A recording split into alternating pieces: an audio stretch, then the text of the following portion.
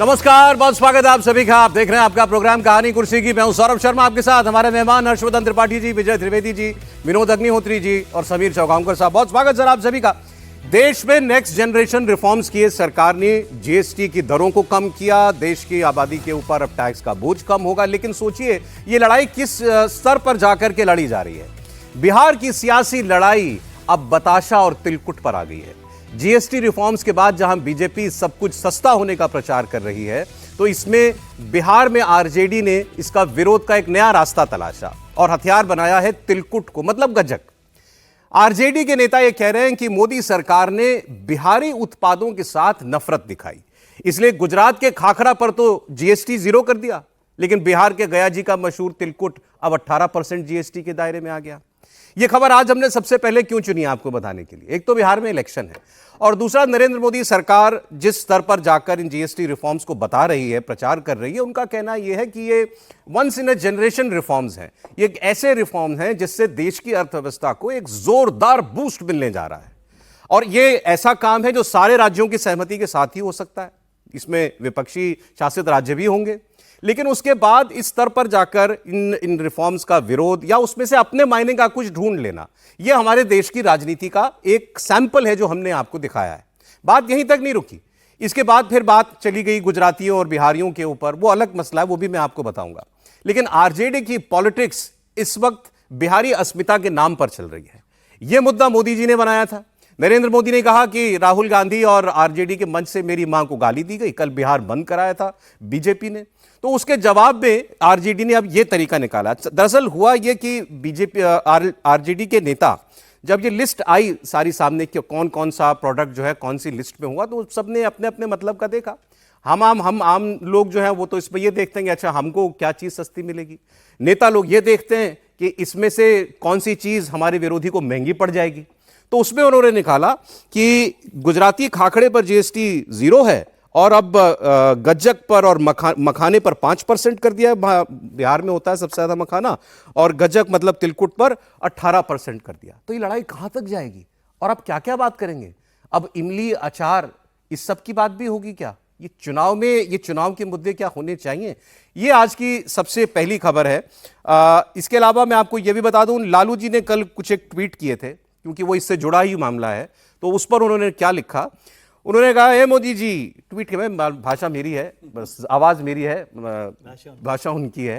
हे Modi ji, victory चाहिए बिहार में और फैक्ट्री लगेगी गुजरात में, ऐसा नहीं होगा, अब कभी विक्ट्री नहीं मिल पाएगी आपको। इस आरोप में भी क्या कोई सच्चाई है, इसकी बात भी हम लोग करेंगे। लगे हाथ आपको मैं ये बता देता हूं इसमें कांग्रेस ने अपना तड़का कैसे लगाया। कांग्रेस पार्टी ने ढूंढ के निकाली बीड़ी। ये ट्वीट केरल कांग्रेस ने किया था और बाद में जब इस पर खूब विवाद हुआ तो उन्होंने इस ट्वीट को बाद में डिलीट भी कर दिया। लेकिन बड़ा बस कि जिसने भी दिमाग लगाया था अपनी तरफ से तो फायदा पहुंचाने के लिए लगाया था अपनी पार्टी को। केरल कांग्रेस ने ये लिखा, bidis and Bihar start with B and it can not be considered a sin anymore. Sin मतलब सिन गुड्स, गुटखा, तंबाकू, बीड़ी, सिगरेट, शराब, ये सब सिन गुड 40% वाली ब्रैकेट में डाल दिया गया है। लेकिन उन्होंने बताया क्या, केरल कांग्रेस ने यह बताया कि सिगार और सिगरेट 28% से 40% टैक्स पर आ गई, टोबैको तंबाकू 28% से 40% हो गया, लेकिन बीड़ी 28% से 18% होगी। तो उन्होंने कहा ये जो बीड़ी पे टैक्स कम हुआ है ये मोदी जी ने बिहार के लोगों के लिए किया, क्योंकि बिहार के लोग बीड़ी पीते हैं। तो फिर इसका जवाब आया। इसका जवाब दिया सम्राट चौधरी ने, जो बिहार के उप मुख्यमंत्री भी हैं, वित्त मंत्री भी हैं। तो इस लिहाज से जो जीएसटी काउंसिल की मीटिंग्स हुई हैं उसमें वो खुद भी थे। उन्होंने जवाब दिया कि पहले हमारे प्रधानमंत्री माननीय नरेंद्र मोदी जी की पूजनीय माता जी का अपमान किया और अब पूरे बिहार का अपमान है। मतलब आप बिहार को बता रहे हैं गरीब आदमी, बीड़ी पीने वाले लोग हैं ये। और ये कांग्रेस का असल चरित्र है जो बार बार देश के सामने उजागर हो रहा है। सवाल यह कि क्या लड़ाई इतनी सख्त है कि अब बीड़ी, खाखरा, गज्जक, तिलकुट, इसका सहारा लेना पड़ेगा नेताओं को? त्रिपाठी जी पहले क्या कहेंगे? नहीं, देखिए अच्छा है कि ये सारी चीज़ें चर्चा हो रही हैं कि बिहार में गजक होता है। अब गजक तो देश के किस हिस्से में नहीं होता है, ये मैं थोड़ा आश्चर्य में पड़ गया। कल से मैं देख रहा हूँ तो मुझे लगा कि कहीं तो जाकर, हमारे यहाँ तो लखनऊ की रेवड़ी, लखनऊ का गजक क्या बढ़िया ज़बरदस्त आता है। पश्चिमी उत्तर प्रदेश में मेरठ का गजक कितना मशहूर है। अब हम तो ये पहली बार सुने कि गजक भी बस एक ही जगह का हो जाएगा। लेकिन ठीक है, अगर ये कह रहे हैं और लालू जी कह रहे हैं कि बिहार से विक्ट्री और गुजरात क्या उन्होंने लिखा हुआ है फैक्ट्री, तो ये नहीं चलेगा। तो मुझे 20 जून 2025, और ये इसलिए क्योंकि कई बार जब हम कहते हैं ना कि क्या सचमुच कुछ नहीं दिया जा रहा है, महरौरा प्लांट में पहला जो निर्यात लोकोमोटिव जो था उसको हरी झंडी दिखाई थी प्रधानमंत्री नरेंद्र मोदी ने। ये एक मैं बता रहा हूं।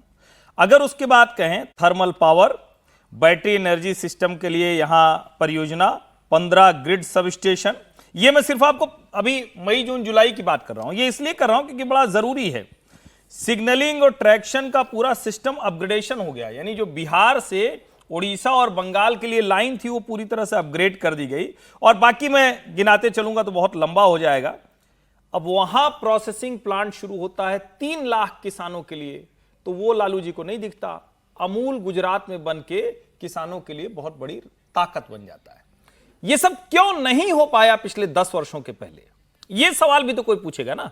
और ये ठीक बात है कि अभी सेमीकंडक्टर 6 फैक्ट्री लगी, तो उसमें गुजरात सबसे पहले आया क्योंकि गुजरात के पास सुविधा है, गुजरात के पास एंसिलरी का पूरा सब कुछ सिस्टम है, वेंडर है, सारी तैयारी है। लेकिन असम में भी तो लगा ना, तो असम के मुख्यमंत्री ने तो घेरा बना के कहा कि देखिए ये पहली वाली चिप बनी है विक्रम 3201, तो उसमें देखिए हमारा भी योगदान। उड़ीसा में भी एक प्लांट लग रहा है। उड़ीसा में भी एक प्लांट, मैं इसीलिए बता रहा हूं कि अलग अलग राज्यों में 6 जगह लग रहा है। अब सवाल यह है कि ये सब काम पहले नहीं हुआ और आज भी बिहार को बीड़ी से देखेंगे। मतलब जब आपको फैक्ट्री लगवाना था तब नहीं हुआ, और जब लग रही है तब आपको बिहार बीड़ी नजर आ रहा है। और मैं तो कह रहा हूं भाई, वैसे तो तंबाकू ये सब जितनी चीजें, इसका मैं घनघोर विरोधी हूं क्योंकि मैं पीता नहीं हूं, लेकिन मेरा मानना है कि ये स्वयं का अधिकार है। अगर कोई पी रहा है और आप उसको गरीब से जोड़ के कह रहे हैं, मतलब केरल कांग्रेस के कहने का मतलब तो ये नहीं होगा बीमारू राज्य है।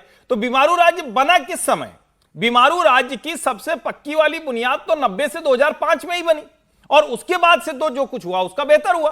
आपकी agriculture rate, industrial rate, GSDP में हिस्सा देश के सब में नीचे चलता चला गया, और आप ये बातें कर रहे हैं फिर उसी अंदाज में आकर। तो मुझे लगता है कि ये चर्चा जितनी होगी उतना बिहार में लोगों को समझ में आएगा कि पिछले इन वर्षों में क्या हुआ। और मैं फिर कह दूं, 20 साल से नीतीश जी की सरकार है, 2 बार पलटी मारी तो 4 साल उधर निकाल दीजिए, 7 साल मोटा मोटा है जिसको डबल इंजन सरकार कहते हैं, वो काम की। देखिए, वैसे तो ये विपक्ष का काम है कि भाई कुछ भी सरकार जो भी होती है वो करती है, तो उसमें आप कोई कमी खोजते हैं, ढूंढनी भी पड़ती है तो ढूंढ करके निकालते हैं। लेकिन क्या ये कोई ऐसी कमी है जो कि आपको उजागर करनी पड़ी? और फिर मेरा सवाल जो था, लड़ाई इतनी कांटे की है क्या कि 1 इंच नहीं चाहिए दे सकते किसी को? लड़ाई तो कांटे की है लेकिन मुद्दे हल्के हैं। क्या आप बात कह दी आपने? लड़ाई कांटे की है, मुद्दे हल्के हैं। और जैसे प्रधानमंत्री जी की माता जी का अपमान वाला मामला है, उसमें भी कार्रवाई हो गई, आदमी गिरफ्तार हो गया, उसको सजा दे दीजिए। अब उसको भी राजनीतिक मुद्दा बना दिया गया है, उस पर ठीक है। अब ये बीड़ी और गजक को बना रहे हैं मुद्दा। मुद्दे होने चाहिए। देखिए बिहार जो है, एक चीज़ बताएं आपको, बिहार इतनी कास्ट ड्रिवन सोसाइटी है कि वहाँ बिहारी अस्मिता का मुद्दा नहीं चलता है। वो बाहर, बिहार के बाहर तो सब बिहारी एक है कि अगर किसी को बिहारी डेरोगेटिव फॉर्म में सब आपसे झगड़ा करें, करना भी चाहिए। लेकिन बिहार के अंदर ऐसा इतना वोट जो है दोनों खेमों का इतना सीमेंटेड है कि जिसको आरजेडी को देना है वोट, महागठबंधन को, वो उनके साथ है, और जिसको एनडीए को देना है वो एनडीए के साथ। पहली प्रायोरिटी आज भी जाति, आज भी वहां पर जाति, अपना सामाजिक वर्ग, अपना इंटरेस्ट अपने हिसाब से है वो। अब लालू जी तो छपरा में कारखाना लगवाए रेल का बहुत बड़ा सारा, लेकिन चुनाव हार गए। तो अगर मतलब यही क्राइटेरिया, तो इसलिए वहाँ वो अपना बिहार की खास बात है। मुझे लगता है कि जीएसटी के जो रिफॉर्म्स हैं इनका स्वागत करना चाहिए, नेक्स्ट जन रिफॉर्म्स हैं। अब उसमें ये कोई जब वो सूची बनी होगी तो ये तो देखा नहीं गया हुआ कि अच्छा गजक कहाँ होती है, गया जी में होती है, तो इस पर 18% कर दो है। और उस पर जो है, अरे भाई एक जनरल जो खाद्य पदार्थ हैं उन पर फैसला लिया गया, और बाद में अच्छा कोई ऐसा तो है नहीं कि संवैधानिक संशोधन है, ये तो बाद में भी स्लैब इधर से उधर प्रोडक्ट्स होते रहते हैं, उसमें मीटिंगों में रिव्यू होता है, रिव्यू के बाद कई चीज़ें कमी की जाती है, ज़्यादा की जाती है। तो ये कोई ऐसा नहीं है। तो मुझे लगता है कि ये मुद्दा कोई चलने वाला नहीं है, इस तरह गजक और ये सब। बेहतर होगा महागठबंधन नीतीश सरकार की जो कमियां हैं, जो उनके एंटी इनकम्बेंसी है, अभी लॉ एंड ऑर्डर की स्थिति इतनी खराब आज भी है। अभी कल ही एक रेलवे स्टेशन पे रेप की खबर आई, एक महिला को पकड़ के कल तेजस्वी यादव ने जो मीटिंग की उसमें कई बड़ी बातें उन्होंने उन पर फोकस करो बजाय कि बीड़ी पर और बिहार पर। पहले उस पर जो आपने बताया बिहार का असल फैक्टर है जाति, ठीक है, एक बार उसकी बात मैं करता हूं आपको। उस पर भी आज काफी डेवलपमेंट हो रही है बिहार में विधानसभा चुनाव से पहले हर पार्टी अपने अपने वोटर को साधने में लग गई है। राजनीतिक पार्टियों की नजर इस वक्त आज की अगर मैं बात करूं तो वो कुशवाहा वोटर के ऊपर है। आज कुशवाहा समाज के एक बहुत बड़े लीडर रहे शहीद जगदेव प्रसाद जी की का शहादत दिवस है। इस मौके पर पटना से लेकर सासाराम तक आज दो बड़ी रैलियां होंगी। पटना में आरएलएम के नेता उपेंद्र कुशवाहा मतलब एनडीए, उनकी एक बड़ी रैली होगी। दूसरी ओर सासाराम में तेजस्वी यादव, वो भी कुशवाहा समाज को लुभाने का प्रयास करेंगे। और उपेंद्र कुशवाहा ने पटना के मिलर ग्राउंड में परिसीमन सुधार रैली का आयोजन किया है इसी बहाने। तो सासाराम में तेजस्वी यादव अपनी तरफ से एक राजनीतिक एकजुटता के लिए रैली कर रहे हैं। यह वोट मुख्यतः एनडीए का वोट है।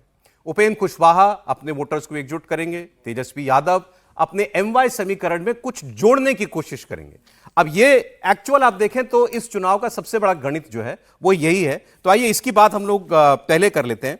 जातियों की अगर हम बात करें मोटा मोटा तो सवर्ण वोट जो है 53% एनडीए के साथ है। महागठबंधन को 15% मिलता है। इस पर महागठबंधन बहुत मेहनत भी नहीं करता। लेकिन जो ईबीसी वोट है, ईबीसी और ओबीसी वोट, जिसमें बाकी सारे जातियां आती हैं, मैं इसमें से कोयरी कुर्मी को भी अलग कर दूं, यादव को अलग कर दूं, तो जो बचता है उसका 58% एनडीए के पास जाता है। और पिछले चुनाव में केवल 18% वो तेजस्वी यादव और उनके गठबंधन को मिला था। उनकी सबसे बड़ी चुनौती वो है गैर यादव ओबीसी को कैसे अपने साथ लाना। इसके बिना तेजस्वी यादव मुख्यमंत्री नहीं बन सकते। ये बिहार में कई बार के चुनाव का जो नतीजा है वो यही बताता है। और तेजस्वी मुख्यमंत्री की बात निकली सर, वैसे इसके साथ साथ ही बात कर लें, तेजस्वी जी ने कल अपने आप को एक बार फिर मुख्यमंत्री पद का दावेदार घोषित कर दिया है, क्योंकि राहुल जी ने तो किया नहीं था। तो एक बार पहले उन्होंने अखिलेश यादव के साथ कर दिया था, फिर कल उन्होंने फिर कहीं कहा कि भाई जीतेंगे तो मुख्यमंत्री तो मैं ही बनूंगा। लेकिन वो बनेंगे तब जब ये गैर यादव ओबीसी वोट मिलेगा। बिल्कुल ठीक बात है। यदि कास्ट पॉलिटिक्स के हिसाब से देखें तो वही वाला एक ब्रैकेट है जो उनको रोके हुए है, और वही एक ब्रैकेट है जो नीतीश कुमार जी की जरूरत बनाए हुए है बीजेपी के लिए। अच्छा, सही बात। मतलब दोनों के लिए वो वाला ऐसा फॉरवर्ड कास्ट है कितना, 9 से 10%? हाँ, वो तो 9-10%, उसका कोई फर्क नहीं उससे पड़ता। एनडीए को कुछ नहीं मिलता। टोटल 14% है, तो उसमें से कोई बड़ा फर्क नहीं पड़ा, और वो उनके साथ चल ही रहा है हमेशा। तो वो वाला जो ब्रैकेट है, जब तक वो मूव नहीं करेगा तेजस्वी जी के लिए, और वो ब्रैकेट कांग्रेस के साथ नहीं आ रहा भाई, यदि कांग्रेस उनके साथ मजबूती से आ जाएगी तो क्या वो ब्रैकेट में से कुछ आएगा? वो मोटे तौर पे नहीं आ रहा। तो इसलिए कुछ और एक्सरसाइज उनको करनी पड़ेगी। और जैसे बीजेपी ने की, जो छोटी छोटी जातियों के जो पार्टियां हैं, समूह हैं, बहुत सारे लोग इलेक्शन में नहीं है लेकिन फिर भी बीजेपी के साथ हैं, और आरएसएस भी उसमें काम कर रहा है। उसका जब तक मूवमेंट नहीं होगा तब तक राहुल जी ना बनाए, जनता को बनाना ना। तेजस्वी के कहने से भी नहीं बनने, राहुल जी के कहने से भी नहीं बनने। मान लीजिए राहुल जी कह देते तो बन जाते। ठीक बात है। थोड़ी है। अच्छा, आज एक अखबार में विश्लेषण छपा, आप कितने सहमत हैं ये बताइए। उनका कहना यह है कि राहुल गांधी की मजबूरी है कि वो अभी नहीं तेजस्वी यादव को आगे कर सकते, क्योंकि कांग्रेस पार्टी का सारा जोर इस वक्त जो है वो ये है कि ब्राह्मणों पर, दलितों पर, और जो एक्सट्रीमली बैकवर्ड है उस पर है। और वो जो है आरजेडी के सत्ता में आने के बाद से जो है वो वर्ग जो है थोड़ा सा पीछे हटता है। नहीं, ये कहने के लिए हो सकता है, लेकिन वो ना भी कहें तब भी जो ये वाला सारा वोट बैंक है उसको पता है कि जाना कांग्रेस को आरजेडी के साथ ही है। कोई कहने से थोड़ी, ये भी वैसी की वैसी बात है। वो तो वहां पर साफ साफ है कि कांग्रेस के साथ ही कांग्रेस को जाना है। लेकिन कोalition पॉलिटिक्स में ये चलता है कि पार्टियां एकदम इस तरह से नहीं आती कि भाई टेकन फॉर ग्रांटेड समझ लें तेजस्वी जी कि भाई अब तो मैं हो गया तो आप किसी को नहीं पूछेंगे। तो थोड़ा सा प्रेशर बनाए रखने के लिए भी ये काम में आता है, और वहां भी उधर भी वही काम में आ रहा है, इधर भी वही काम में आ रहा है। नीतीश कुमार जी तो मुख्यमंत्री हैं, आप उनको ही नहीं बना रहे। एक बार सर जल्दी से जरा ये कास्ट अरिथमेटिक जल्दी से एक बार देख लें जो आप कह रहे थे। हाँ, मैं कह रहा हूँ वो वाला वीडियो आपके ध्यान में नहीं आएगा? कौन सा? चुप हो जाइए, मनोज झा जी वाला आपने नहीं देखा क्या? राज्यसभा सांसद हैं, उनको शक्ति यादव पीछे से कह रहे हैं चुप हो जाइए, और उसके बाद मनोज जी ऐसे चिप हुए जैसे स्विच ऑफ कर दी गई। अच्छा, आप कह रहे हैं मैंने नहीं देखा। तो होगा वो आपकी बात। आप कह रहे हैं ब्राह्मण को चुप करा दिया? नहीं, मैं कह रहा हूँ मनोज झा जी को चुप करा दिया। झा जी ठाकुर का कुआं गाते हैं। भाई ब्राह्मण 3.5% भूमिहार, लगभग 3% राजपूत, 3% से कुछ मिला कुछ ऊपर आपने बताया फॉरवर्ड कास्ट सारी मिला दें तो 12-15% है। 14% कुर्मी आबादी 3.25% है। जी जी। कुशवाहा आबादी 4.25%। नीतीश जी की कौन सी सर?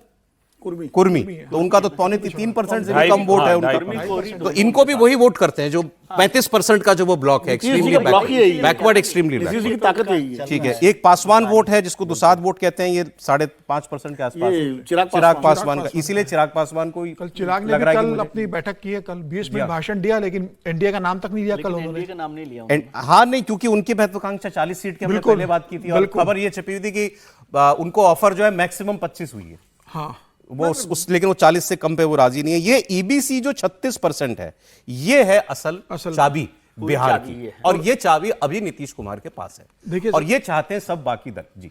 और निश्चित रूप से एबीसी वोट किया और सबका ध्यान है, और इसलिए आप देखिए कि राष्ट्रीय जनता दल ने पहली बार मंगनी लाल मंडल को अपना प्रदेश अध्यक्ष बनाया है, जो सिर्फ 140 दिन पहले आरजेडी में शामिल होते हैं, और आरजेडी के बिहार अध्यक्ष मंगनी लाल मंडल को बना दिया जाता है। तो बनाने के पीछे यही कारण था मंगनी लाल मंडल को, धनुष जाति से आते हैं, अति पिछड़ा जाति से आते हैं, कि उसके आने से अति पिछड़ा वर्ग का जो वोट बैंक है वो आरजेडी के साथ शिफ्ट करने की कोशिश थी। और जिस तरीके से कांग्रेस ने अपने दलित रविदास से आने वाले को प्रदेश अध्यक्ष बनाया है, तो मुझे लग रहा है कि ये पूरा फोकस इस समय है कि अब ये इस बात को भी जानते हैं आरजेडी कि भाई सिर्फ एमवा समीकरण जो मुसलमान और यादव समीकरण है, उसके दम पर वो कभी सत्ता में नहीं आ सकते। उनको उसके अलावा एडिशनल 8 से 10% वोट की व्यवस्था करनी पड़ेगी कि जो उनके साथ लौट कर आए या उनको वोट करे।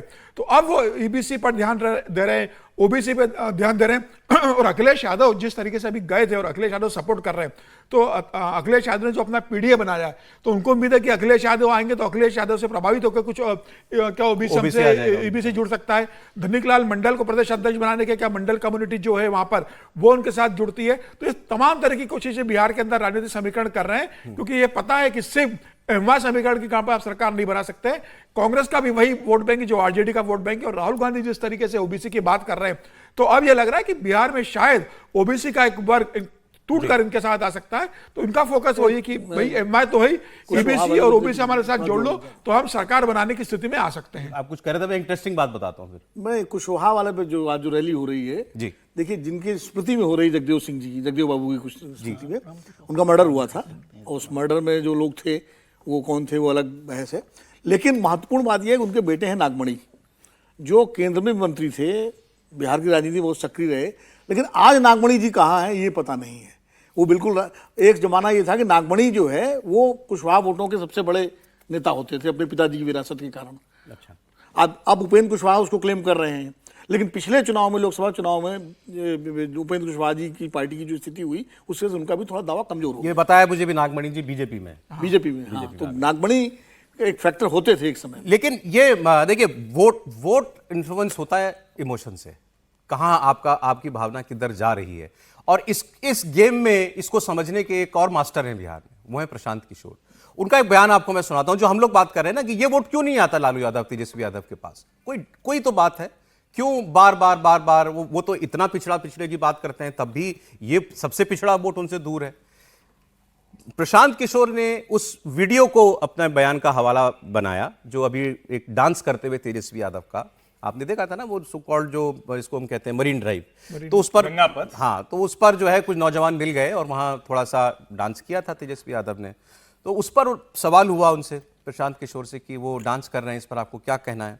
तो उन्होंने कहा, देखिए, ये पढ़े कितना है सब जानते हैं, तो पढ़ाई में अच्छे नहीं थे, फिर ये क्रिकेट खेले तो कहीं नहीं जा पाए, तो ये खेल में भी अच्छे नहीं थे, अब डांस भी हमने इनका देख लिया तो ये डांस में भी अच्छे नहीं है। हाँ, इनको एक काम बहुत अच्छे से आता है, इनको गुंडागर्दी बहुत अच्छे से आती है, ये कट्टा बहुत अच्छा बना सकते हैं। मतलब इनके लिए वो कह रहे थे, इनकी सरकार आएगी, लठ चलाने वाले, कट्टा चलाने वाले, गोली चलाने वाले, ये काम बढ़िया से तेजस्वी जी की पार्टी को आता है। वो उस डर को एड्रेस कर रहे हैं, जिसकी वजह से वो बड़ा मोटा चंक वोट का तेजस्वी यादव को नहीं मिलता। तेजस्वी यादव जब भ्रष्टाचार और सुशासन पर बोलने लगेंगे तो ये तो ऐसे है जैसे शेर शाकाहारी होने का बात कहने लगे।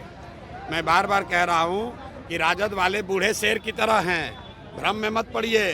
इन्होंने अपना चरित्र नहीं बदला है, जीत कर आएंगे तो चोरी, बदमाशी, अपहरण, रंगदारी ही करेंगे। जैसे शेर बूढ़ा होकर शाकाहारी नहीं हो सकता है, वैसे राजद वाले जीत कर आने के बाद सही नहीं हो सकते हैं। ये लूट मार, अपहरण, जंगल राज के द्योतक है।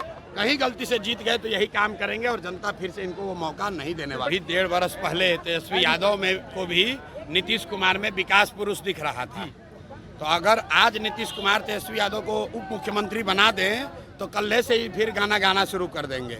आप तेजस्वी यादव का बयान उठाकर देख लीजिए। ये कह रहे थे कि भैया शराबबंदी ठीक है, ये कह रहे थे कि नीतीश कुमार विकास पुरुष हैं, और आज नीतीश जी ने उनका साथ छोड़ दिया है तो उनका शिकायत कर रहे हैं। कल इनके साथ आ जाएंगे तो फिर यही काम करेंगे। पहले हम जानते थे कि तेजस्वी पढ़ने लिखने में बहुत होशियार नहीं है, फिर पता चला कि क्रिकेट भी बढ़िया नहीं खेलते हैं, अब ये भी पता चल गया कि डांस भी नहीं करने आता है। वो कह रहे थे कि भ्रष्टाचार, गुंडागर्दी, ये काम है जो बढ़िया से आता है इनको। टारगेट पर तेजस्वी जी हैं, इनके इसमें कोई शक नहीं है। मुझे लगता है राजनीतिक तौर पर तो ये बहुत बुद्धिमत्तापूर्ण निर्णय है कि आप नीतीश को हमला करें और तेजस्वी को हमला करें, ठीक भी है। लेकिन एक बात से मैं थोड़ा सहमत नहीं होता हूं, जब वो कह रहे हैं, जैसे मुझे तो ये बड़ा अच्छा लगा डांस वाला वीडियो, मैं उस दिन भी कह रहा था, आज भी कह रहा हूं, ठीक है। अब इसमें जगह चुनी उन्होंने बैकग्राउंड के लिहाज से, अब वो बैकग्राउंड तो पूरी तरह से नीतीश जी का क्रिएटेड है, ये तो कोई कुछ कहे या ना कहे, वरना इस रास्ते पे कभी ऐसा गंगा पथ बनेगा, ये कोई कल्पना, जेपी गंगा पथ है तो कोई कल्पना नहीं कर सकता। और अब आप जाइए तो बिहार में तो आप परेशान हो जाएंगे, पटना में लगेगा कि नहीं राजधानी है। एक अच्छी चीज शुरू हुई कि अब मेट्रो शुरू हो गई, ट्रायल शुरू है, और दूसरी अच्छी चीज ये गंगा पथ।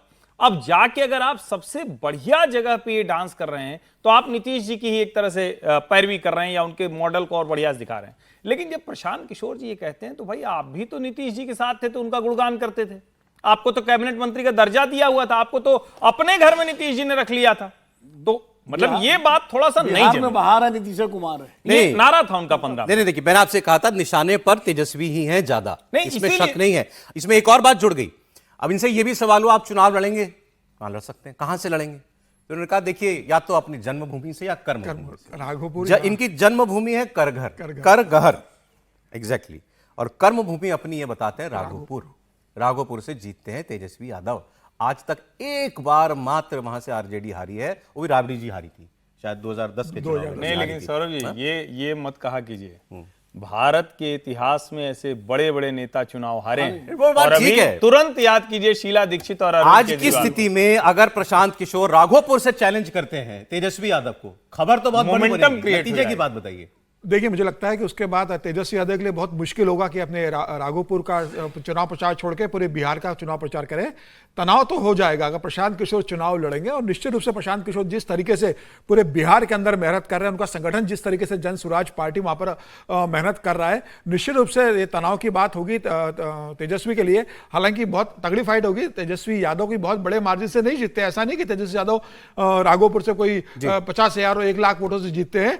राघोपुर के अंदर अगर खड़े होते हैं तो यह तय है कि तेजस्वी यादव के लिए कठिन चुनौती होगी और हार भी सकते हैं वो, क्योंकि जरूरी नहीं कि राघोपुर में, अगर आप देखेंगे अभी कल ही छपा है कि राघोपुर में किसानों को देने के लिए वहां पर पंप बना था, 15 साल से वो पंप शुरू नहीं कर पाया राघोपुर में तेजस्वी यादव। तो तेजस्वी यादव उप मुख्यमंत्री रहते, इतने समय सत्ता में रहते, राघोपुर के लिए क्या किया, ये जनता को जवाब देना पड़ा होगा। तेजस्वी लेकिन गिर जाएंगे, निश्चित रूप से गिर जाएंगे। एक बात कुर्सी की देखते एक दर्शक ने एक लाइन की टिप्पणी की है, ये खाखड़ा फाफड़ा तो सबसे ज्यादा बिहार में बिकता है, लेकिन ये तिलकुट, गजक, बताशा ये सब पूरे देश में बिकता है, तो अगर ये जाएगा तो बिहार को लाभ होगा। लेकिन ये मतलब ये बिल्कुल गुजराती बिहारी एक और बहाने हुआ, वो खबर भी सुन ली। कल बिहार बंद था, बलक कराने की प्रयास था बीजेपी का कि प्रधानमंत्री की माताजी को गाली दी गई, उस विरोध में। अब इस पर जो रिएक्शन आया वो आपको दिखाना चाहता हूं। 2 अलग टाइप के रिएक्शन थे, एक तेजस्वी यादव का, एक लालू यादव का। तेजस्वी यादव कल तैयारी के साथ है, मैंने एक इंटरव्यू में देखा, वो कई सारे कागज लेकर के आए हुए थे और एक एक करके उन्होंने बताना शुरू किया कि प्रधानमंत्री ने क्या क्या क्या क्या क्या क्या कहा हुआ है। जर्सी गाय, हाइब्रिड बछड़ा, एक वो प्रज्वल रवन्ना कर्नाटका के चुनाव में वो एक सीरियल क्या कहें सर, रेपिस्ट कह लीजिए आप, महिलाओं के साथ दुष्कर्म करने का आदमी, उसके लिए प्रचार प्रधानमंत्री जी ने किया। इन बातों का जवाब दें। इनकी एक्स वाइफ थी, अब नहीं रही, सुनंदा पुष्कर, शहीद थरूर की पत्नी, उनके लिए क्या कहा था, 50 करोड़ की गर्लफ्रेंड। ये एक जवाब था, ये पॉलिटिकल जवाब था। लालू जी ने क्या कहा? लालू जी ने कहा कि गुजरात वाले बिहारियों को हल्के में ना लें। क्या ये बंद आपने बिहार की बहन बेटियों को गाली देने के लिए बुलाया? कहीं कोई घटना हुई होगी, जब आप पॉलिटिकल कार्यकर्ता निकलते हैं सड़क पर तो कभी जोर जबरदस्ती भी करते हैं, तो उसको उन्होंने मुद्दा बनाया। लेकिन इसमें गुजरात ले आए वो, तो कौन सी अप्रोच ठीक है बिहार के चुनाव के लिए? तेजस्वी यादव की बात सुना देता हूं आपको। बिहार बंद जो भाजपा एनडीए के द्वारा था, सुपर फ्लॉप रहा। एक भी आम आदमी का समर्थन भाजपा और एनडीए को नहीं मिला, बल्कि भाजपा के लोगों ने गुंडागर्दी जो है सड़कों पे की, महिलाओं के साथ बदतमीजी की गई, टीचरों के साथ बदतमीजी की गई, एम्बुलेंसों को रोका गया, जबरन जो है आम नागरिकों को तकलीफ पहुंचाया गया। सर बताइए, इसमें गुजरात जरूरी था या जो बात तेजस्वी यादव कर रहे थे? दोनों जरूरी है, दोनों जरूरी है। दोनों जरूरी। राजनीति में और इलेक्शन में तो सब कुछ चलता ही है, सारी बातें चलती है। और अभी तो हमने देखे पश्चिम बंगाल का चुनाव हम बंगाल की अस्मिता से जीतते हैं, गुजरात का चुनाव गुजरात की अस्मिता से जीतते हैं, महाराष्ट्र का सारा झगड़ा महाराष्ट्र की अस्मिता से चल रहा है। ये तो उत्तर भारत में ये परंपरा नहीं थी कि अस्मिता को लेकर एक रीजनल जो है प्राइड उस पर नहीं था, तो अब वो बिहार पर आ गए कि गुजरात को लेकर कैसे बिहार को प्राइड को खड़ा किया जाए। तो वो ठीक है, वहाँ पर जो आरोप तेजस्वी लगा रहे हैं, बल्कि वो आरोप तो क्या है कि अब वो इतना घिस चुके हैं कि उसका कोई असर नहीं दिखाई दे रहा। जितने आरोप उन्होंने लगाए वो आरोप ठीक है, ये सब चर्चा हुई है, लेकिन वो उसका कोई पॉलिटिकल फॉल आउट हो रहा हो मुझे नहीं दिख रहा। लेकिन जैसे अभी वो एनडीए के नेता क्या नाम है प्रशांत किशोर जी बोल रहे थे, पूछ के करते हैं आप बोलिए। प्रशांत किशोर तो प्रशांत किशोर जी जिस तरह से बोल रहे थे या आउटसाइड तेजस्वी जी के लिए और वो सारी बातें कर रहे थे, तो उसका कितना असर होगा अभी तो हम लोग क्या कंट्राडिक्टरी बातें करते हैं। अभी आपने शुरू किया प्रोग्राम कि बिहार में जातिगत राजनीति सबसे असरदार है और पांडे जी जीत जाएंगे, 3% ब्राह्मण। मैंने नहीं कहा, उन्होंने कहा फंसा देंगे। लेकिन सर आप तो कंट्राडिक्टरी है ना ये? नहीं मैं कह रहा हूँ कंट्राडिक्टरी है हमारे लॉजिक्स। या तो बिहार में जाति की राजनीति चलती है, जाति की तो ब्राह्मण जीत के कहीं से तो आता होगा सर बिहार नहीं, में। लेकिन नहीं, वो क्या चुनाव को असर डालेगा सवाल क्या बोलिए। वो? अब ये प्रशांत किशोर की आइडेंटिटी बिहार ब्राह्मण बताने के प्रयास होंगे, वो अपनी आइडेंटिटी ब्राह्मण से थोड़ी मानते हैं। जी भी हैं। नहीं, उनके मानने से थोड़ी होता है, बिहार कैसे मानता है इस पर फर्क पड़ता है ना। लालू विजय यादव सर, को, उपेंद्र सर, कुशवाहा 2.5% को, ही तो- नीतीश कुमार को वोट कौन कैसे दे रहा है? ठीक बात है, चलिए आइए अब बात करते हैं जिसे भारतीय जनता पार्टी और मोदी सरकार कह रही है नेक्स्ट जनरेशन रिफॉर्म्स। शब्द ही अपने आप में बहुत बड़ा है, अगली पीढ़ी के तक इसका लाभ मिलेगा ऐसे रिफॉर्म्स। क्या वाकई जीएसटी में जो सुधार किए गए वो इतने बड़े बदलाव हैं? अब प्रधानमंत्री कल इस पर बोल रहे थे और उन्होंने कहा कि इन बदलावों से, इन रिफॉर्म से भारत की अर्थव्यवस्था में 5 रत्न जुड़ेंगे। जीएसटी प्रणाली सरल होगी, भारत के नागरिकों का जीवन स्तर बेहतर होगा, उपभोग और विकास दर में वृद्धि होगी, व्यापार करने में ईज ऑफ डूइंग बिजनेस जो है वो बेहतर होगा और निवेश और रोजगार के नए मौके मिलेंगे। तो इसको हर इस पैमाने पर हम लोग आज जब तोलते हैं, जरा बात करेंगे जो प्रधानमंत्री कह रहे हैं। फिर उन्होंने कुछ होमवर्क भी दिया कल, क्योंकि वो शिक्षकों से बात कर रहे थे, उन्होंने कहा आज मैं आपको कुछ होमवर्क देता हूं, वो भी बताएंगे। लेकिन इन रिफॉर्म से देश की अर्थव्यवस्था में और देश के आम व्यक्ति के जीवन में क्या परिवर्तन आएगा, प्रधानमंत्री का आंकलन क्या है, वो सुनते हैं। साथियों, अगर जीएसटी में हुए इस रिफॉर्म्स का अगर मैं सार बताऊं तो यही कह सकता हूं कि इससे भारत की शानदार अर्थव्यवस्था में पंचरत्न जुड़े हैं। पहला, टैक्स सिस्टम कहीं अधिक सिंपल हुआ। दूसरा, भारत के नागरिकों की क्वालिटी ऑफ लाइफ और बढ़ेगी। तीसरा, कंजम्पशन और ग्रोथ दोनों को नया बूस्टर मिलेगा।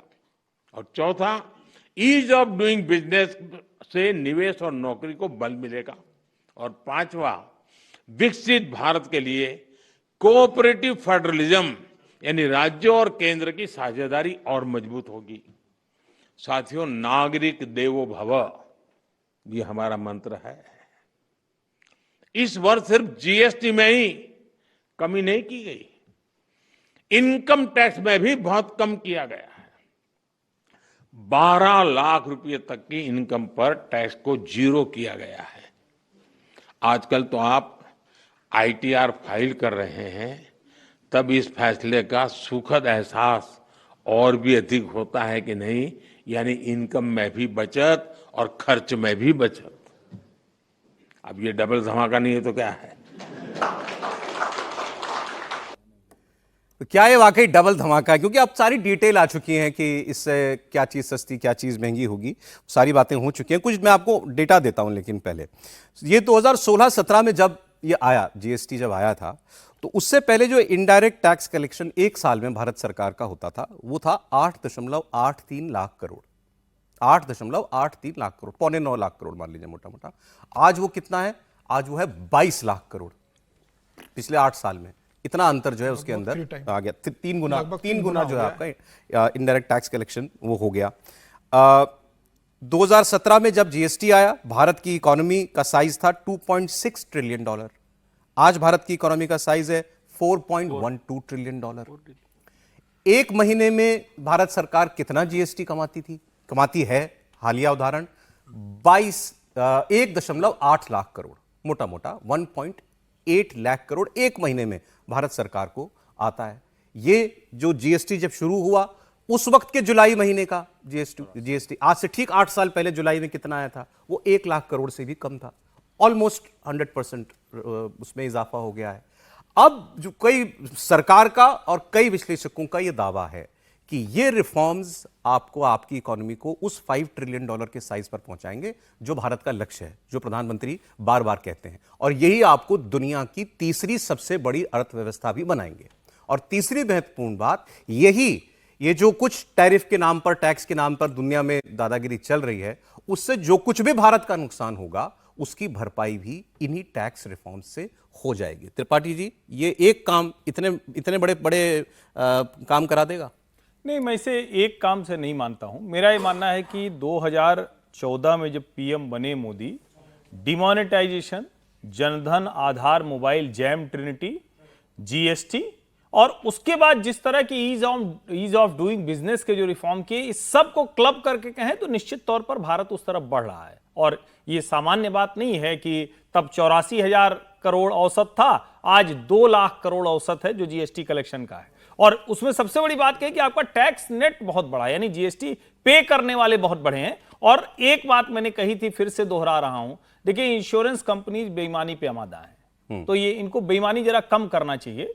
करें, थोड़ा बहुत पैसा ले लें, थोड़ा बहुत बचा लें। खबर बता दीजिए ना पूरी। फिर मैं वही खबर बता रहा हूं कि इनपुट टैक्स क्रेडिट का हवाला देकर वो जो आप लोगों का, हमारा आपका जो प्रीमियम है इंश्योरेंस का, वो घटाने को पूरी तरह से तैयार नहीं। यानी 100 रुपया सरकार से छूट मिलेगी और कहेंगे 10-20 रुपया लेके ग्राहक का काम चलाओ, 80 रुपया खुद खा जाना चाहते। ये दरअसल जो इसका सबसे बड़ा फायदा जो है वो इंश्योरेंस सेक्टर को होने जा रहा है। 18% जीएसटी लगता था, आप ठीक कह रहे हैं, और अब ये इनपुट टैक्स क्रेडिट नहीं मिलेगा। इसके बाद तो हवाला दिया जा रहा है कि हो सकता है 18 की जगह 12-14% का रिबेट दें। लेकिन ओवरऑल अगर कहें तो ज्यादातर मामलों में एक इसमें गड़बड़ी होती दिख रही, दूसरा उनकी जरूरत है जो टेक्सटाइल वालों का है, क्योंकि वो ऐसे ही बेचारे बड़ी मार खाए हैं। अभी जो टैरिफ वाला, अगर वो मसला सध गया तब तो हम वहां भी चाहेंगे। लेकिन इसके अलावा एक क्रॉस सेक्टर, यानी आपके घर में आने वाले नमक से लेकर और आप जो पिज्जा मंगाते हैं बच्चों के लिए वहां तक, वो सब मामला दुरुस्त है।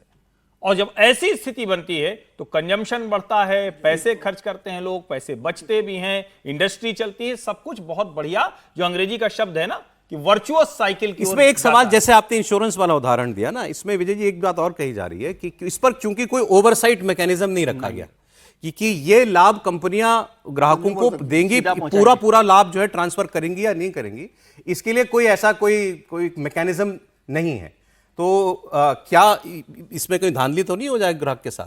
ये सवाल उस दिन भी हुआ जब जीएसटी की प्रेस कॉन्फ्रेंस की निर्मला जी ने जी। तो रेवेन्यू सेक्रेटरी ने कहा कि हमारे पास एक सिस्टम है, लेकिन वो एक फूल प्रूफ सिस्टम नहीं है, और हम चाहेंगे कि कंपनियां जो हैं ईमानदारी से उस पैसे को वहां तक पहुंचाएं जो फायदा कंज्यूमर को मिलना चाहिए, जिसका फैसला सरकार ने किया है वो वहां पहुंचना चाहिए। और एक कानूनी व्यवस्था है, उसमें उन्होंने रूल का हवाला भी दिया था, मैं रूल का नंबर भूल रहा हूँ, जिसमें कहा कि यदि ऐसा पकड़े गए तो आपके ऊपर कार्रवाई होगी। लेकिन ये सिस्टम नहीं है कि पकड़े जाएंगे कि नहीं पकड़े जाएंगे, कैसे होगा, कितना होगा और कितना हो गया, और उसको क्या दूसरे एक्सक्यूजेस के साथ वो जोड़ लेंगे कि भाई ये तो कम हो गया लेकिन हमारी ये चीजें तो बढ़ा दी। 7 दिन पहले सीमेंट कंपनियों ने प्राइस बढ़ा दी 10%। नहीं, अब वो तो 22 तारीख से जब नया स्टॉक आना है उस पर लागू होना है ना ये सब सामान। नहीं, लेकिन उससे पैसा बढ़ा दिया तो 4 दिन पहले कीमत बढ़ा दी। तो वो बहुत सारी चीजें होती हैं, और ये सारे लूपहोल्स तो सब सिस्टम में होते हैं। मैं समझता हूँ प्रधानमंत्री ने जिन 5 चीजों का जिक्र किया, मोटे तौर पर उसका फायदा उसको होने वाला, सारी चीजों में, ईज ऑफ डूइंग बिजनेस में, सस्ता होने में, कंजप्शन बढ़ने में, ये सारी चीजें। और ये बात ठीक है कि जीएसटी हमारा बढ़ गया, लेकिन जीएसटी बढ़ना तो एक सिस्टम में है ना। आप सब चीजों का ही क्रेडिट लेंगे। आपने कहा कि इकोनॉमी बढ़ गई, तो इकोनॉमी बढ़ेगी तो जीएसटी बढ़ेगी ना। हाँ, अब एक ताज आप इकोनॉमी बढ़ाने का पहनेंगे, एक ताज पहनेंगे जीएसटी का, एक ताज पहनेंगे इनकम टैक्स का, तो ये तो सब कनेक्टेड चीजें है ना।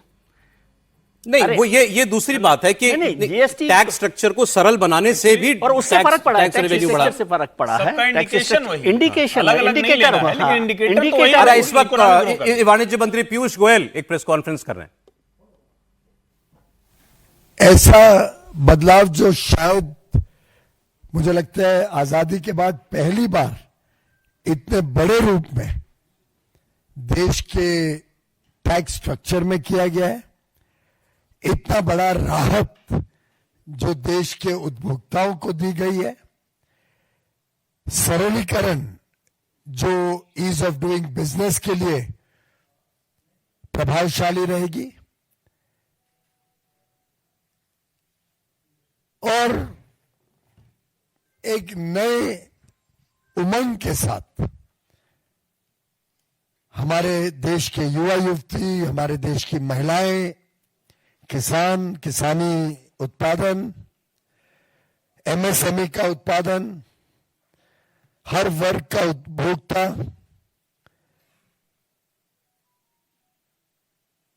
दुकानदार हो, उद्योग चलाने वाला उद्यमी हो, हर एक को एक बहुत बड़ा तोहफा 22 सितंबर नवरात्रि के पहले दिन मिलने जा रहा है। 15 अगस्त को माननीय प्रधानमंत्री जी ने देश को वादा दिया था कि अब देश निकल पड़ा है, रुकेगा नहीं, झुकेगा नहीं, बड़े परिणाम करने वाले, बड़े परिणाम देने वाले अब कदम भारत में उठाने की क्षमता है। ये क्षमता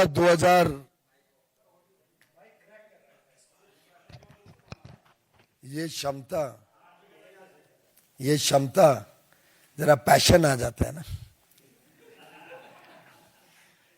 ये क्षमता देश में 2014 में नहीं थी।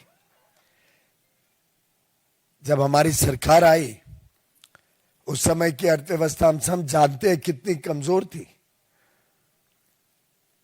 हम सब जानते हैं कि 10 साल कांग्रेस के शासन में भ्रष्टाचार करने के अलावा प्रभावशाली कदम या ट्रांसफॉर्मेशनल रिफॉर्म के कोई कदम उठाए नहीं गए। वादे बहुत मिलते थे, एक्शन मिसिंग था। तो ये हम लोग बात ही ये कर रहे थे और तभी जो है ये वाणिज्य मंत्री की ये प्रेस कॉन्फ्रेंस शुरू हुई। आज वो दरअसल बीजेपी नेता के तौर पर प्रेस कॉन्फ्रेंस कर रहे हैं। कल उन्होंने खूब इंटरव्यू दिए हैं, अपनी बात उन्होंने कह दी कि इससे क्या फ़ायदा होगा, इन रिफॉर्म से कितना फ़ायदा होगा। प्रधानमंत्री की हम आपको बात सुना रहे थे, उन्होंने कहा कि इससे इकोनॉमी में तेज़ी, आम आदमी की जेब में बचत, आम आदमी के जीवन में सुधार, फेडरलिज्म में उन्होंने ये भी कहा कि फेडरलिज्म को भी, फेडरल स्ट्रक्चर को भी इससे और मदद मिलेगी। उन्होंने अपनी बात कह दी। अब आपको कांग्रेस की बात मैं सुनाता हूँ। कांग्रेस पार्टी ने पहले तो क्रेडिट लिया कि ये राहुल गांधी की जीत है। एक ट्वीट उन्होंने किया था कल या परसों जब ये खबर आई थी कि, और ये लिखा, आप लिखकर ये भी कमाल ही दिमाग लगाते हैं लोग, उसमें उन्होंने लिखा सरकार तुम्हारी है, सिस्टम हमारा है। अरे ये तो बीजेपी आरोप लगाती है, ये तो आरोप लगाती है बीजेपी कि आज भी सरकार हमारी है, सिस्टम उनका है। और वो कांग्रेस ने उसको लिखा सरकार तुम्हारी है, सिस्टम हमारा है। और उसके अंदर वीडियो था राहुल गांधी का, जिसमें राहुल गांधी मांग कर रहे हैं कि भाई जीएसटी एक ही स्लैब होना चाहिए।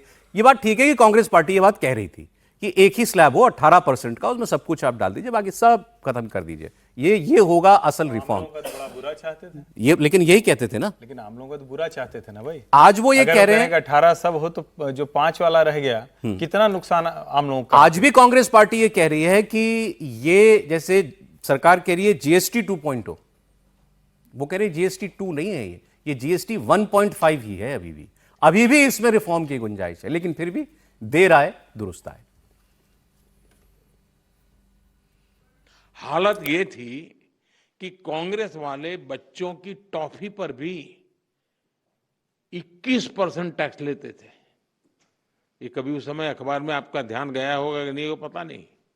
मोदी ने किया होता तो बाल नोच लेते। साइकिल जो देश के करोड़ों लोगों की रोज की जरूरत है, उस पर भी 17% 17% टैक्स हुआ करता था। सिलाई मशीन, लाखों लाख माताओं बहनों के लिए स्वाभिमान और स्वरोजगार का एक जरिया है, यंत्र है। इस पर 16% टैक्स होता था। मिडिल क्लास के लिए घूमना फिरना तक कांग्रेस ने बहुत मुश्किल कर दिया था। कांग्रेस राज में होटल के कमरे की बुकिंग पर 14% टैक्स और उसके ऊपर कई राज्यों में लग्जरी टैक्स लगता था, वो अलग। अब ऐसे हर सामान और सर्विस पर सिर्फ और सिर्फ 5% टैक्स लगा करेगा। प्रधानमंत्री कह रहे हैं कि कांग्रेस के जमाने में तो टॉफी पर भी टैक्स था, साइकिल पर भी टैक्स था। कांग्रेस कह रही है जीएसटी में सुधार को लेकर सरकार के ऐलान के एक दिन बाद कांग्रेस का एक कहना है कि अभी जीएसटी 2 का तो हम इंतजार कर रहे हैं।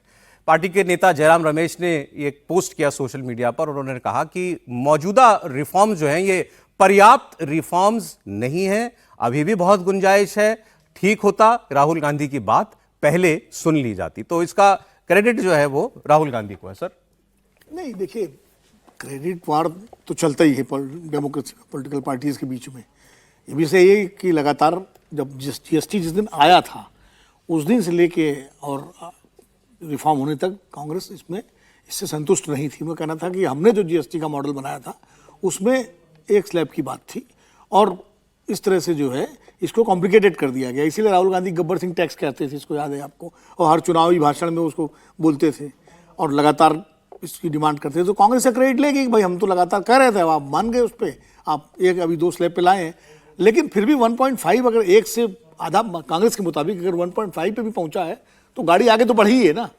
आप ये तो नहीं कह सकते गाड़ी पीछे आई है। अब ठीक है, अगर उनको लगता है कि अभी 0.5 और बाकी है, मतलब सेकंड स्टेप तक पहुंचने के लिए दूसरे, तो 0.5 भी आ जाएगा जब देर से। भाई 0.5 उनका क्या है वो तो स्पष्ट करें कि आगे और क्या रिफॉर्म होना चाहिए इसमें। ये कांग्रेस को स्पष्ट, खाली वाक्य से काम नहीं चलेगा, पूरा एक ब्लूप्रिंट देना चाहिए सरकार को कि भैया इसमें ये और करिए, और उसके बाद फिर दबाव बनाइए सरकार। एक बात पर दोनों लोग एक राय हैं, बीजेपी और कांग्रेस। मोदी जी ने भी ये कहा कि ये बातें मुझसे, मेरी सरकार आने से बहुत पहले से चल रही थी, 2002 से चल रही थी, करता कोई नहीं था। और कांग्रेस कह रही है कि हाँ, हम भी 2011 में लेके आए थे, प्रणब मुखर्जी ले आए थे, तब मोदी जी ने इसका विरोध किया था। अब सर, लेकिन मूंग का कहना है सिस्टम अब भी हमारा। राहुल गांधी ने कहा था आज विपक्ष इतना मजबूत है, विपक्ष सरकार चला रहा है, हम अपने सारे काम करवा लेते हैं, हम अपने सारे मुद्दे मनवा लेते हैं। बिल्कुल, राहुल गांधी ने, इसमें कोई दो राय नहीं कि जीएसटी को लेकर राहुल गांधी ने कहा था। लेकिन मुझे लगता है कि प्रधानमंत्री मोदी के जो प्रशासन का करने का तरीका है कि भाई व्यवसाय की सरलता कैसे हो सकती है, जनता को सुविधाएं कैसे ज़्यादा मिले, कैसे बेहतर व्यवसाय जनता कर सके, कैसे नए बिजनेस में लोग इन्वेस्ट कर सकें, या लोगों को, गरीब और मध्यम वर्गीय लोगों को राहत कैसे मिल सके। अगर सरकार को लगा कि भाई जब हम जीएसटी लेके आए थे 8 साल बाद, अब उसमें से कुछ चीज़ें ऐसी है कि जो जनता को भारी पड़ रही है और समय आ गया है कि जनता को उससे राहत दी जाए, तो सरकार ने जिद्दीपन नहीं रखा कि नहीं हम जीएसटी लेकर आए थे, हमने अगर 5 स्लैब लगा के रखा हुआ है, हमने अगर 5, 12, 18 और बाकी जो टैक्स दरें वही रहेगी, भले ही जनता कितनी भी डिमांड करे।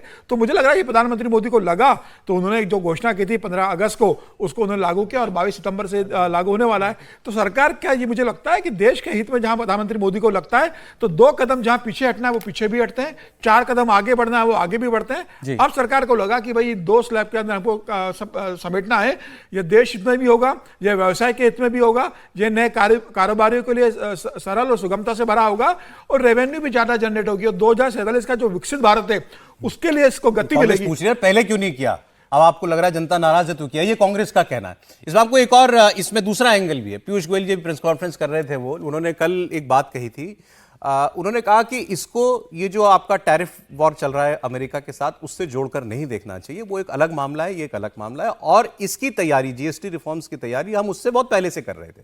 तो ये काम जो है, ये देश की नीति के तौर पर हम लोग पहले से इसको लाना चाह रहे थे। लेकिन फिर उन्होंने ये जोड़ा उसमें अपनी बात को कि इससे हमारे एक्सपोर्टर्स को भी फायदा होगा। जो एक्सपोर्टर्स को शायद लगता है कि उनके उत्पादन बाहर महंगे हो जाएंगे, अब उत्पाद उनको, अब वो मार्केट अपने ही देश के अंदर मिल जाएगी। मुझे लगता है कि दाम गिरने से जो मार्केट में उछाल आएगा, जो डिमांड बढ़ेगी, उससे अपने आप ये टैक्सेस का कलेक्शन भी बढ़ जाएगा। स्टेट्स को भी, जो सेंटर के साथ होगा वही स्टेट्स के साथ होगा, तो दोनों को आधा आधा पैसा मिलता है, तो दोनों को ही भरपाई हो जाएगी डिमांड बढ़ने से। हाँ, इतना एक है कि फायदा जरूर होगा। हमारे जो निर्यातक हैं उनको अब भारत में भी बड़ा डिमांड दिख रही है, तो कई चीजें ऐसी है जो भारत के डिमांड बढ़ने से उस पर टैरिफ का इम्पैक्ट कम हो जाएगा। आपसे पॉलिटिकल सवाल है जो कांग्रेस पूछ रही है कि सरकार को किस चीज़ ने मजबूर किया ये रिफॉर्म लाने के लिए? ये ट्रंप ने मजबूर किया, ये देश की मांग थी, देश की ज़रूरत थी, अर्थव्यवस्था को धक्के की ज़रूरत थी, इसलिए सरकार को करना पड़ा?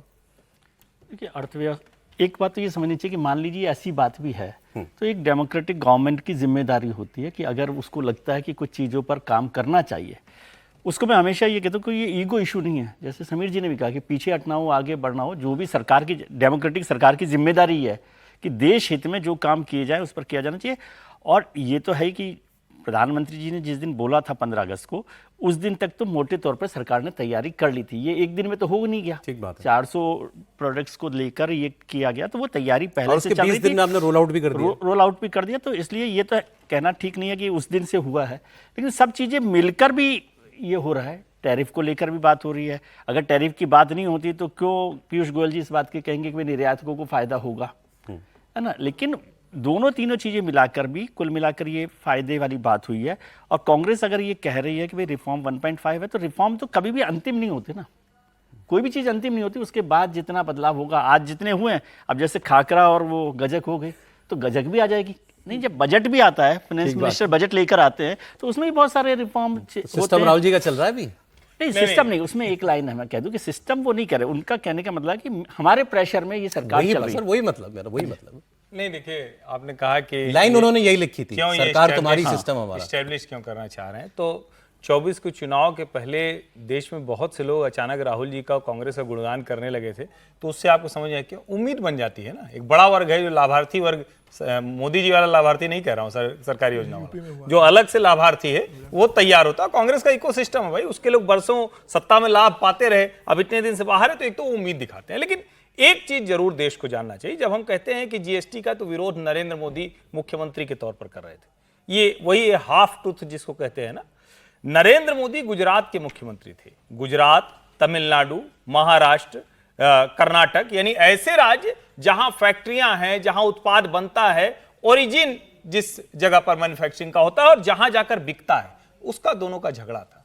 क्यों नहीं उस वक्त कंपनसेट किया? यूपीए की सरकार ने राज्यों को कंपनसेट नहीं किया, इसी वजह से जीएसटी लागू नहीं हुआ। इस सरकार ने किया, 5 साल कंपनसेट किया, उसके बाद जब उसी लेवल पर उनका रेवेन्यू आ गया तो वो सब मान गए। तो अभी भी मान रहे हैं, अभी भी कई स्टेट्स कह रही है कॉम्पनसेशन मैकेनिज्म नहीं है, कह रही हैं, लेकिन कैलकुलेट करके बताएंगे ना उनको। देखिए, इसी के लिए वित्त मंत्रालय की पूरी वो कमेटी होती है जो राज्यों के साथ डील करती है। वो कैलकुलेट करके बताएंगे कि आपका इतना नुकसान हुआ है तो हम इसकी भरपाई करेंगे। और अब तो बहुत साफ साफ होता है ना, सीजीएसटी, एसजीएसटी, सेंट्रल गवर्नमेंट का, स्टेट गवर्नमेंट का, दोनों एक बराबर टैक्स होता है, वो साफ साफ दिखता है। लेकिन इतना बड़ा सुधार अगर उसको आपको 1.5 लग रहा है, तो आप कल्पना कीजिए कि अभी कितने सुधार की ये लोग नरेंद्र मोदी से उम्मीद कर रहे हैं। सर, इन सुधारों मतलब से वोट मिलता है? खुद नहीं किया। एक ब्रेक पे जाते हुए कमेंट है सर, मतलब बिहार चुनाव भी सामने खड़ा है, 12 लाख उसमें राहत, इनकम टैक्स में, अब ये जीएसटी का रिफॉर्म आ देखिए, गया। वोट पे असर डालती है चीजें जो सीधे कंज्यूमर को फायदा मिलता है, डायरेक्ट। जैसे मैया योजना का फायदा अगर झारखंड में मिल गया, लाड़की बहना योजना महाराष्ट्र में मिला, इनका फायदा पहुंचने में समय लगेगा। इनडायरेक्ट है ये इनडायरेक्ट है भाई, चीजें सस्ती होंगी, किसी को जरूरत है। अब कार मान लीजिए कितने लोग जरूरत है, सबको तो जरूरत नहीं है, तो अब रोजमर्रा की चीजें कितनी सस्ती होंगी। लेकिन नीतीश कुमार जो घोषणाएं जो कर रहे हैं, जो 10-10 हजार रुपए उनके अकाउंट में पहुंच रहे हैं, वो डायरेक्ट बेनिफिट वाला मामला है। योगी आदित्यनाथ का एक स्टेटमेंट अभी भी आया, उससे शुरुआत करते हैं। आइए आप एक नए सिरे से खबरों की। उन्होंने पाकिस्तान को लेकर एक बड़ी भविष्यवाणी कर। योगी आदित्यनाथ ने कहा कि पाकिस्तान जल्द खत्म होगा।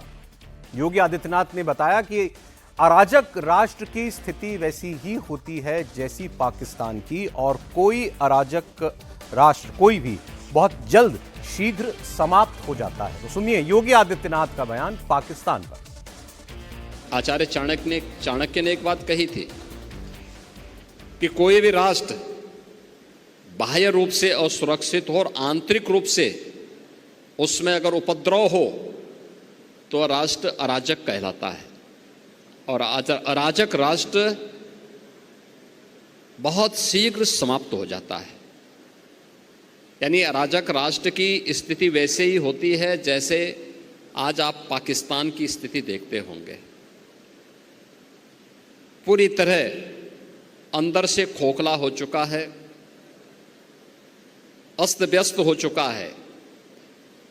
ये अराजकता किसी भी राष्ट्र को दुर्गति के कगार पर ले जा करके उसके अस्तित्व के सामने प्रश्न चिन्ह खड़ा कर सकता है।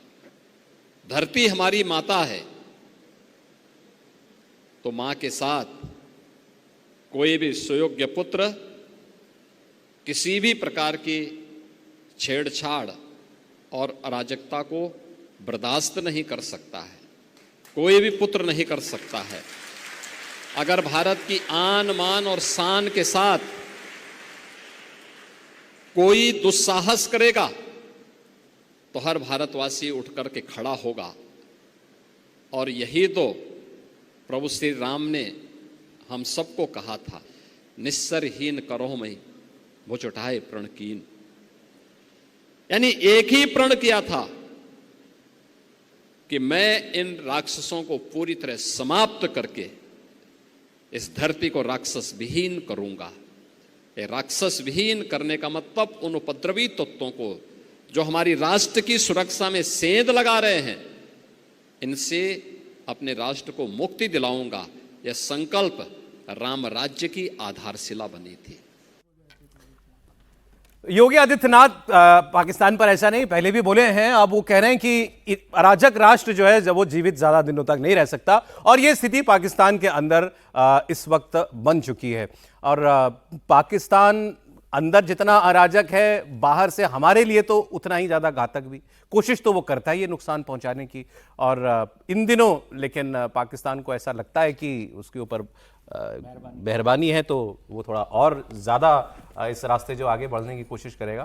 तो योगी जी की बात जरा एक बार इस पर चर्चा कर लें, अराजकता और किसी राष्ट्र का भविष्य। त्रिपाठी जी बोलिए पहले। नहीं, देखिए, एक तो मैं तो इससे भी सहमत नहीं हूँ कि उसको हम लोग राष्ट्र कहें। वो एक जिन्ना का पागलपन था, निजी महत्वाकांक्षा के लिए एक निजी रियासत उसको तैयार करनी थी, और वो एक इस्लामिक रियासत उसने तैयार कर ली। इस्लामिक रियासत मतलब सूबेदार होंगे, सूबेदार जब होंगे तो आपस में झगड़ा करेंगे, और वो झगड़ा हमको दिखता है, अराजकता इस हद तक वहां रहती है कि कुछ जगहों को तो छोड़ दें तो वहां पर कोई एडमिनिस्ट्रेशन नहीं है, प्रशासन नहीं है। अलग अलग देखें आप, खैबर पख्तूनख्वा की बात कर लें, आप बलूचिस्तान की बात कर लें, सिंध की बात कर लें, एक पंजाब छोड़ दें तो कहीं कोई एडमिनिस्ट्रेशन नहीं है। इसका सीधा सा मतलब हुआ कि देश के तौर पर उनकी कोई आइडेंटिटी नहीं है। फिर हम कहते हैं जब इतना बात कर रहे हैं तो हम लोग थोड़ा और पीछे जाना चाहिए। जब भारतवर्ष की जो पहचान है उसके भीतर आप कुछ भी करेंगे तो आपको आज नहीं कल तो भारत से मिलना है। और मेरा ये मानना है, लौ तेज फड़फड़ा रही है, ये बुझने का समय है पाकिस्तान का। इसमें कहीं को कितने दिन तक अमेरिका या चीन तेल डालता रहेगा भाई, वो चलने वाला नहीं है। अराजकता की स्थिति तो वहां ये हो गई है कि अभी अफगानिस्तान में तालिबान आया अभी 3-4 साल पहले, जब तो पाकिस्तान बहुत खुश था। इनके नेता सबसे पहले वहां पहुंचे, इनके ISI के डीजी वगैरह सब वहां पर गए थे। इस वक्त जो ताज़ा बयान आ रहे हैं अफगानिस्तान के रक्षा मंत्री, और वो मौलाना क्या सर, जिसने बनाया था तालिबान, उमर उसका बेटा है इस वक्त मौजूदा तालिबान सरकार का रक्षा मंत्री। और पाकिस्तान चूंकि ये इल्जाम लगाता रहता है कि ये हमारा जो ये TTP तहरीक तालिबान पाकिस्तान और BLA के लोग हैं, इनके कैंप उधर अफगानिस्तान में लगे हैं, वहां से आके यहाँ हमले करते हैं। सोचिए ये पाकिस्तान के दिन आ गए। तालिबान और मुल्ला उमर का बेटा बता रहा है, ये कह रहा है पाकिस्तान के लिए कि अगर तुमसे अपने घर के अंदर अपने लोगों को सुरक्षा नहीं दी जा रही, अगर आतंकवादी मान लो हमारी सीमा पार करके भी तुम्हारे यहाँ तुम्हारे शहरों में जाकर के लोगों को मार रहे हैं, तो तुम्हारा फेलियर है। ये देखना तुमको है, हमारा काम नहीं है ये देखना। तो योगी जी ने जो बात बोली उसमें कोई बहुत ऐसी बात नहीं जिस पर सहमति नहीं हो। अराजक राष्ट्र तो है ही वो पाकिस्तान, अराजक देश है ही, और अराजकता बहुत बड़े पैमाने पर बढ़ गई है कि वो उनके खुद के भी बस में नहीं रहे। जैसे तालिबान के साथ भी रिश्ते को लेकर, तालिबान के साथ तो उनका एक बेहतर रिश्ता रहा है, और जिस तरह से अभी घटना आप देख लीजिए जो चाइना की घटना को, कि चाइना में पाकिस्तान के चीफ जो हैं प्रधानमंत्री जी शहबाज शरीफ वहाँ गए हुए हैं, और उस दौरान ही वो आर्मी चीफ भी वहाँ पहुँच जाते हैं। ऐसा अराजक राष्ट्र में ही हो सकता है। सही बात है, क्योंकि जब स्टेट हेड जब वहाँ पर हैं तो उनकी ज़रूरत नहीं है, तो वो अराजकता वहाँ पर इस लेवल पर है कि सरकार नाम की कोई चीज़ नहीं है, प्रधानमंत्री नाम की कोई चीज़ नहीं। मतलब प्रधानमंत्री जी हैं, ये शायद केवल उनको पता है, शहबाज शरीफ साहब को, बाकी तो कोई उनको मान नहीं रहा देश में किस तरह से हो रहा है। और अपने दम पर वो कुछ नहीं कर रहा। कभी अमेरिका उनको वरद हस्त कर देता है, कभी चाइना उनको कर देता है। तो उन दोनों चीज़ों के साथ वो कितने समय तक चल पाएगा। लेकिन वो अराजकता वहाँ पर तो पैदा जब से हुआ है, पाकिस्तान जब से बना तब से चल रही है। देश खत्म होना तो एक अलग चीज़ होती है कि कैसे खत्म होगा, नहीं होगा। अराजकता खत्म नहीं हो रही। अराजकता वहाँ पर खत्म नहीं होने वाली है। ठीक, अगली खबर आपको बता रहा हूं, ये दो खबरें रिलेटेड नहीं है, आप इसको जोड़िएगा मत। ये खबर पहले दिखाने वाले थे आपको, योगी जी का बयान आया तो इसलिए दिखा रहे हैं। उत्तर प्रदेश में समाजवादी पार्टी का पीडीए का नारा है और उस पीडीए में जो ए है वो अल्पसंख्यकों के लिए है। इस लिहाज से 2027 के आने वाले विधानसभा चुनाव को देखते हुए अखिलेश यादव ने कल एक बहुत महत्वपूर्ण बैठक की है। कल अखिलेश यादव ने पश्चिमी उत्तर प्रदेश के बहुत सारे मौलानाओं से मुलाकात की और इस मुलाकात में अखिलेश यादव ने कहा कि समाजवादी पार्टी हर वर्ग के साथ खड़ी है और 2027 के अंदर बीजेपी की हार तय है। मैं आपको वो एग्जैक्टली जो उनका मिलने का जो कारण था वो भी मैं आपको बता देता हूं। ये जो मुलाकात हुई है, कुछ खास जिलों की ये मुलाकात थी और इसमें समाजवादी पार्टी के ही कुछ कार्यकर्ता इन मौलानाओं को लेकर के गए थे। इसमें अखिलेश यादव से जो लोग मिले उसमें खास तौर पर बिजनौर और नगीना, यूपी को जानने वाले लोग आपको बताएंगे ये मुस्लिम डोमिनेटेड बेल्ट है, बहुत अच्छी खासी तादाद यहाँ पर है। वहाँ के मजहबी रहनुमाओं का एक महत्वपूर्ण प्रतिनिधि मंडल अखिलेश यादव जी से मिला। ये समाजवादी पार्टी ने इसकी जानकारी दी है और अंत में जो आखिरी लाइन है वो ये थी कि समाजवादी पार्टी हर वर्ग की आवाज़ को बुलंद करती रही है और आगे भी जनता के अधिकारों और इंसाफ की लड़ाई पूरी ताकत से लड़ती रहेगी। बीजेपी का इस पर जवाब अगर आएगा तो यही आएगा कि यही कर सकते हैं अखिलेश यादव और यही वोट उनको मिल सकता है। नहीं, ये भी तो जाहिर है, इसको हाईलाइट करेगी तो उसको सूट करेगा इस तरह की मुलाकात के बारे में टिप्पणी करना। लेकिन अखिलेश यादव क्यों मिल रहे हैं, इसको जरा समझने वाली बात है। दरअसल मुलायम सिंह यादव की रणनीति हुआ करती थी कि वो जो बड़े मौलाना थे ना, जैसे शाही मस्जिद अब्दुल्ला बुखारी जो उस वक्त जिनकी तूती बोलती थी, वो उनके पास नहीं जाते थे। वो स्थानीय जो मस्जिदों के इमाम और मौलाना होते थे जिलों के, उनको ज़्यादा विश्वास में लेके काम करते थे। और एक तरह से उन्होंने हर ज़िले में जो मस्जिदें और जो वहाँ की दरगाहें और जो मदरसे, जो भी रिलीजियस प्लेसेस हैं, उनको उन्होंने इमदाद भी दी, मदद भी दी और उनसे डायरेक्ट कनेक्ट था। अखिलेश उसी रणनीति पर चल रहे हैं, क्योंकि नदवा या दारुल उलूम देवबंद और ये आपकी जो और बाकी जो बड़े इदारे हैं जो मुसलमानों के, उनकी अपनी पॉलिटिक्स होती है, वो बार्गेनिंग भी ज़्यादा करते हैं। ये जो लोकल मौलाना हैं, बिजनौर ज़िले के होंगे, तहसीलों के होंगे, इनकी मांग सीमित होती है। और दूसरा, इनकी बहुत मतलब पब्लिक कनेक्ट इनका ज़्यादा होता है। अच्छा। अपील वो करते हैं लेकिन पब्लिक कनेक्ट उस अपील को ले जाने का काम इनका होता है। इसलिए अखिलेश वो डायरेक्ट कनेक्ट बना रहे हैं इनके साथ, जो मुलायम सिंह बनाया करते थे। तो ये भी एक बड़ा कारण है सीधे मिलने। मुझे ये भी बताया, जानकारी दी गई कि ये दोनों ही जिले मुस्लिम बहुल हैं। हाँ, लेकिन बिजनौर से आरएलडी जीती थी पिछली बार, चंदन चौहान, जैन चौधरी का अलायंस पहले ही हो गया था। और नगीना से जीते थे चंद्रशेखर रावण जिन्हें कहते हैं, खुद को ही कहते हैं रावण, तो वो आजाद भी लिखते हैं, रावण भी लिखते हैं जी। तो ये भी एक प्रॉब्लम थी समाजवादी पार्टी के लिए कि समाजवादी पार्टी बेल्ट में भी नहीं, समस्या उनके सामने यहाँ पर दोनों जगह है, पूरे पश्चिमी उत्तर प्रदेश में है। यहाँ उनका मुसलमानों के साथ दूसरा सपोर्ट बेस नहीं है जो रेस्ट ऑफ उत्तर प्रदेश में है, जो संभल से मुरादाबाद से शुरू हो जाता है, जो यादव वोट है या ओबीसी वोट है, वो यहाँ नहीं है, कम है, बहुत लिमिटेड है। तो ये एक समस्या आती है उनके सामने कि मुस्लिम्स के साथ दूसरा वोट कौन सा जोड़े। इसीलिए वो अजीत सिंह से या जयंत चौधरी से अलायंस करते हैं कि जाट आ जाए। जब जयंत चौधरी उधर चले गए तो वो एकदम से वैक्यूम हो गया। एक बार सभी जरा इस पर त्रिपाठी जी की राय ले लूं। जी त्रिपाठी जी, इस पर क्या कहना है? देखिए, मुझे लगता है कि अखिलेश यादव अपने पिता मुलायम सिंह यादव की उसी विरासत को बढ़ा रहे हैं। और ये तो मान लीजिए इस तरह की बैठक है, 2012 में जब मुख्यमंत्री बने थे उसके तुरंत बाद किसी एक मित्र को इनका कार्यक्रम चाहिए था, तो इनके सिक्योरिटी वाले हुआ करते थे, इसके यादव, पता नहीं अब उनके साथ हैं कि नहीं। तो मैंने उनसे पूछा तो उनका पंडारा रोड आ जाइए। हम लोग दोपहर में गए, अखिलेश जी कहीं से आए थे और वो उसके बाद फिर वो थोड़ी देर बाद आराम करने गए। थोड़ी देर बाद वो और डिम्पल दोनों ही नीचे आए। जो व्यक्ति मेरठ से आए थे वो मौलाना, मतलब किसी के उस पर मैं नहीं कह रहा हूँ कि वो मौलाना थे, वो ऐसे ही पाँव में एकदम बीवाई फटी हुई थी और बड़ा ऐसे ही गंदा सा कुर्ता पहने हुए आ रहे। अखिलेश नीचे उतरे, तुरंत उनको हाथ पकड़ा और अपने साथ सोफे पर बिठा लिया और उन्होंने कहा कि क्या है, तो उन्होंने बताया कि हमारे परिवार के कुछ लोगों को हज जाना है, तो एक तो उसकी व्यवस्था कर दीजिए। और किसी, पता नहीं अब वो मदरसा था या किसी के लिए उन्होंने कुछ रकम मांगी, उन्होंने कहा तुरंत, तो यहाँ रेजिडेंट कमिश्नर हुआ करती थी एक लेडी जो है, उनको बुलाया, उन्होंने कहा कि ये इनका है और मौलाना साहब दोबारा हमें फ़ोन न करें। इस काम के लिए, इस कारण के लिए। फिर काम हो ही जाए। तो अखिलेश यादव इस तरह से काम करते हैं, उनके पिता भी, और बार बार ये आरोप भी लगता है, लेकिन ये तो सच है ना कि मुसलमानों का इतना मजबूत वोट बैंक है। इसीलिए तो 19 वाले चुनाव में तो बाकायदा मुसलमानों ने कहा कि भैया वो यादव जी हरे कुल निकल गए, हम ही अकेले खड़ा रहे।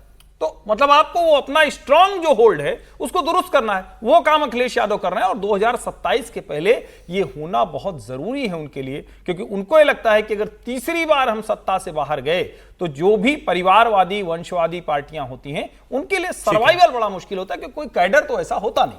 आइए आपको आज की एक और बड़ी खबर बताता हूं। बीजेपी अध्यक्ष कब चुना जाएगा ये तो अब कोई नहीं कह सकता, लेकिन उससे पहले जोधपुर में एक ऐसी बैठक चल रही है जिससे सवाल फिर उठ गया। जोधपुर में आरएसएस की एक बड़ी बैठक हो रही है, जहां बीजेपी के अध्यक्ष जेपी नड्डा भी गए हुए हैं। 3 दिन तक ये बैठक चलेगी, इसमें बहुत सारे मुद्दों पर बात होगी और कयास लग रहे हैं कि इन 3 दिनों में बीजेपी के नए अध्यक्ष को लेकर के शायद कोई अंतिम फैसला जो है वो हो जाए, और वो शायद पता भी चल जाए हमें। लेकिन अब वो अध्यक्ष कौन होगा, कहां से किस क्षेत्र से आने वाला होगा, किस जाति का होगा, ये सब फिलहाल नहीं कहा जा सकता। और उपराष्ट्रपति का इलेक्शन भी होना है, उसके बाद संभावना है बिहार चुनाव से पहले कई लोग कहते हैं कि राष्ट्रीय अध्यक्ष का ऐलान हो जाए। इसके अलावा सामाजिक सद्भाव बढ़ाना, भाषा पहनावा, इसमें क्षेत्रीय पहचान को मान्यता देना, आत्मनिर्भरता को बढ़ावा देना, ये सब एजेंडा में है इन 3 दिनों के। बाकी समीर जी आपको और डिटेल में बताएंगे। निश्चित रूप से 3 दिन की बैठक महत्वपूर्ण बैठक है और समन्वय बैठक है। बेसिकली एक कोऑर्डिनेशन की बैठक जो होती है भारतीय जनता पार्टी, जिसमें शामिल है 32 संगठन शामिल है जो संघ से जुड़े हुए हैं। अब इसमें भारतीय किसान संघ भी है, भारतीय मजदूर संघ भी, स्वदेशी जागरण मंच रहेगा, विश्व हिंदू परिषद रहेगा। तो भारतीय जनता पार्टी भी एक अनुशासित संगठन समन्वय की बैठक में जाते हैं। तो नड्डा जी कल वहाँ पहुँच गए, 3 दिन बैठक में रहेंगे। अभी 3 दिन जो संघ प्रमुख मोहन भागवत जी का जो बौद्धिक हुआ था 26, 27, 28 को विज्ञान भवन में, उसमें मोहन जी ने बहुत बातों का जिक्र किया था। तो अब पूरे साल कैसे समन्वय होना है सब विषयों को लेकर, उस पर चर्चा होगी। मुझे लगता है कि बिहार चुनाव में कैसे समन्वय होगा, चुनाव को लेकर जो संघ के अनुशासित संगठन है वो कैसे भारतीय जनता पार्टी के साथ समन्वय बनाएंगे, उस पर चर्चा होगी। और सबसे बड़े जिस सवाल पे समन्वय होना उस पर होगा कि नहीं होगा? नहीं, मुझे नहीं लगता। नहीं, देखिए निश्चित रूप से नड्डा जी पार्टी का क्या मत है, राष्ट्रीय अध्यक्ष का चुनाव कब तक होगा, कब तय कर रही है पार्टी, ये जरूर फीडबैक देंगे। लेकिन नड्डा जी अध्यक्ष तय नहीं कर सकते, और संघ ने तो बहुत स्पष्ट कहा है कि भाई वो उनकी एक्सपर्टाइज की फील्ड है, वो तय करेंगे, हमारा काम हम करेंगे। लेकिन नड्डा जी अगर वहां गए तो ये जरूर बताएंगे बिहार चुनाव को लेकर क्या संघ की मदद चाहिए, उनको क्या मदद चाहते हैं वो बताएंगे। मोहन भागवत जी ने जो 3 दिन कहा था विज्ञान भवन में, उसका जिक्र करेंगे। लेकिन खबर नहीं दे रहे। नहीं, लेकिन अध्यक्ष के रूप में तय है कि अध्यक्ष के रूप में नड्डा जी तय कर नहीं सकते, लेकिन नड्डा जी जरूर बताएंगे। बिहार इलेक्शन से पहले उम्मीद की जा सकती है। हाँ, ये बिल्कुल सही है कि 9 तारीख को चुनाव हो जाएगा उपराष्ट्रपति का, 9 सितंबर का। और उसके बाद मुझे 15 से 17 दिन बचेंगे, क्योंकि फिर उसके बाद अगर आप देखेंगे तो 27-28 तारीख के करीब अधिसूचना जारी होगी बिहार चुनाव की। तो 15 दिन का समय है। तो क्या 9 सितंबर से लेकर 25 सितंबर के बीच में भारतीय जनता पार्टी अपना अध्यक्ष तय करेगी? अगर अभी नहीं करेगी तो फिर बिहार चुनाव की अधिसूचना है, फिर अक्टूबर में, नवंबर में चुनाव, फिर दिसंबर, तो फिर दिसंबर जनवरी तक अध्यक्ष का चुनाव लेट होगा। मुझे लग रहा है कि सितंबर में चुनाव शायद भारतीय जनता पार्टी कर लेगी। अगर ये तय हो रहा होगा तो नड्डा जी निश्चित रूप से बता देंगे कि इसी महीने में हम अध्यक्ष तय कर रहे हैं। तो अभी दिल्ली में बोल के गए संघ प्रमुख, जब ये सवाल हुआ कि भाई कोई मामला चल रहा है कि आपके और बीजेपी के बीच में, और इस बैठक में सबसे बड़ी बात है सर कि 2 अक्टूबर से लेकर जो शताब्दी वर्ष शुरू हो रहा है अगले साल के लिए, 1 साल जो संघ पूरा कार्यक्रम कर रहा है उसको लेकर भी कोऑर्डिनेशन की बातचीत होगी। तो उसमें उन्होंने कहा था टेक योर टाइम, और हमें करना होता तो इतना वक्त थोड़ी लगा, इतनी देर नहीं लगा। तो सर क्या आप ही दे दीजिए कोई खबर बीजेपी अध्यक्ष पर। मुझे पता है कि नड्डा जी अध्यक्ष हैं बीजेपी के। नड्डा जी अध्यक्ष हैं बीजेपी के, खबर है ये। क्योंकि तमाम लोग रोज रोज कहते रहे नड्डा जी अध्यक्ष नहीं रहेंगे, नड्डा जी अध्यक्ष नहीं रहेंगे। अब उनके 6 महीने और बढ़ गए, एक्सटेंशन हो गया, साल भर हो गया। अब वो 6 साल पूरे बिना 2 टर्म लिए 6 साल अध्यक्ष बनने वाले वो अकेले अध्यक्ष हैं। और पार्टी के जो तमाम नियम कायदे सो कॉल्ड होते हैं कि 1 मैन 1 पोस्ट, उसके बाद भी वो 1.5 साल से मंत्री भी हैं और अध्यक्ष भी हैं। तो बड़ी जिम्मेदारियां वो संभाल कर वहाँ जा रहे हैं। इस बैठक में तो मुझे नहीं लगता कि कोई अध्यक्ष के नाम पर कोई मतलब फैसला होगा। चर्चा तो होती है जब समन्वय की बैठक हो रही है, कोऑर्डिनेशन के लिए वो गए हैं वहाँ पर। लेकिन इसमें एक महत्वपूर्ण बात है कि कोऑर्डिनेशन में एक काम तो एक अलग से बैठक की जा रही है, बिहार के चुनावों को आरएसएस अपने जिम्मे लेकर कैसे काम करेगा, कैसे काम करना है पार्टी के साथ मिलकर। हाँ, ये आपने अच्छी बात याद दिलाई। खबर ये देखी मैंने कि बिहार में कई हजार स्वयंसेवक, 15,000 तो वो एक बड़ा काम होने वाला है। बाकी जो सारे ऑर्गेनाइजेशंस हैं उनके बीच में कैसे कोऑर्डिनेशन हो, आरएसएस का सबसे पहला काम ही कोऑर्डिनेशन पर है। उनका जोर हमेशा कोऑर्डिनेशन पर रहता है, तो उस पर कैसे काम होगा। और जब सरसंघ चालक ने ये कह दिया कि भाई हमें करना होता तो पहले ही कर दे, इतना देर नहीं लगती, तो उसमें दोनों चीज़ें कि भाई हम इसमें नहीं पढ़ रहे अब, और दूसरी अपनी जो अनहैप्पीनेस है वो भी उन्होंने जाहिर कर दी। लेकिन अब कितने समय में होगा, क्या होगा, क्या नहीं। लेकिन ये चुनाव वाली बात महत्वपूर्ण है। ये देखिए, ये इस पर बात होने लगी थी पब्लिकली ज्यादा जब हरियाणा और महाराष्ट्र में बीजेपी जीती, और तब ये बहुत क्रेडिट दिया गया कि आरएसएस के लोगों ने ग्राउंड टू ग्राउंड जैसे काम किया, डोर टू डोर जैसा काम किया, उससे इन दोनों ही राज्यों के अंदर बीजेपी के लिए एक माहौल बना। अब बिहार से भी ऐसी खबर है, ये मतलब स्वयंसेवक भेजे गए। ये क्रेडिट तो हम लोग दे रहे हैं, राहुल गांधी तो देते नहीं। महाराष्ट्र हरियाणा के लिए वो तो कुछ कहते हैं, कुछ और कारणों से जीती बीजेपी। तो हम लोग मानते हैं कि हाँ, संघ की मेहनत, संघ के कार्यकर्ताओं की मेहनत का नतीजा निकला, दिल्ली में भी हुआ। लेकिन ये बात सही, संघ हर चुनाव में भारतीय जनता पार्टी के लिए काम करता है, कहीं कम कहीं ज़्यादा, लेकिन करता जरूर है।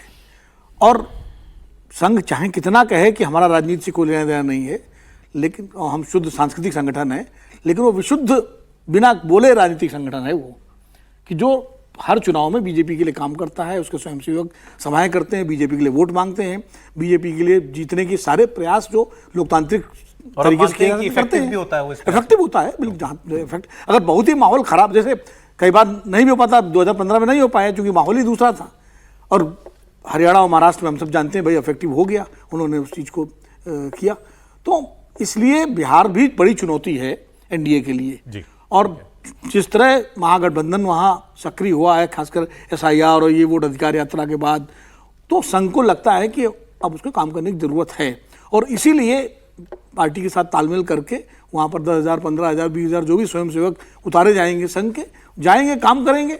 और मुझे लगता है बिहार उनकी प्रायोरिटी में, बिहार के बाद बंगाल। खबर समीर जी ने बचा ली, वो आप हर्ष जी के पास तो है ना। हाँ, खबर हर्ष जी के पास होगी। हाँ, आप जल्दी से बता रहे हैं तो बताइए। नहीं तो नहीं, इस बैठक से तो सचमुच अध्यक्ष का कोई लेना देना नहीं, मतलब ये इसको गंभीरता समझिए। इसका मतलब ये हुआ फिलहाल नड्डा जी ही अध्यक्ष हैं, और जब सरसंघ चालक ने कह दिया कि अगर हम तय करते तो इतनी देर लगती है, उसके बाद भी कोई डेट नहीं आई, तो इसका मतलब है कि अभी वो समय लेने वाले हैं। इस बैठक से कोई लेना कोई इसका इसमें होता भी नहीं, और नड्डा जी के उसमें नहीं है ना, ठीक है, उनके अधिकार क्षेत्र में। आरएसएस और बीजेपी दोनों के लिए एक राज्य जो चुनौती है उसकी बात अब करते हैं, वो है पश्चिम बंगाल।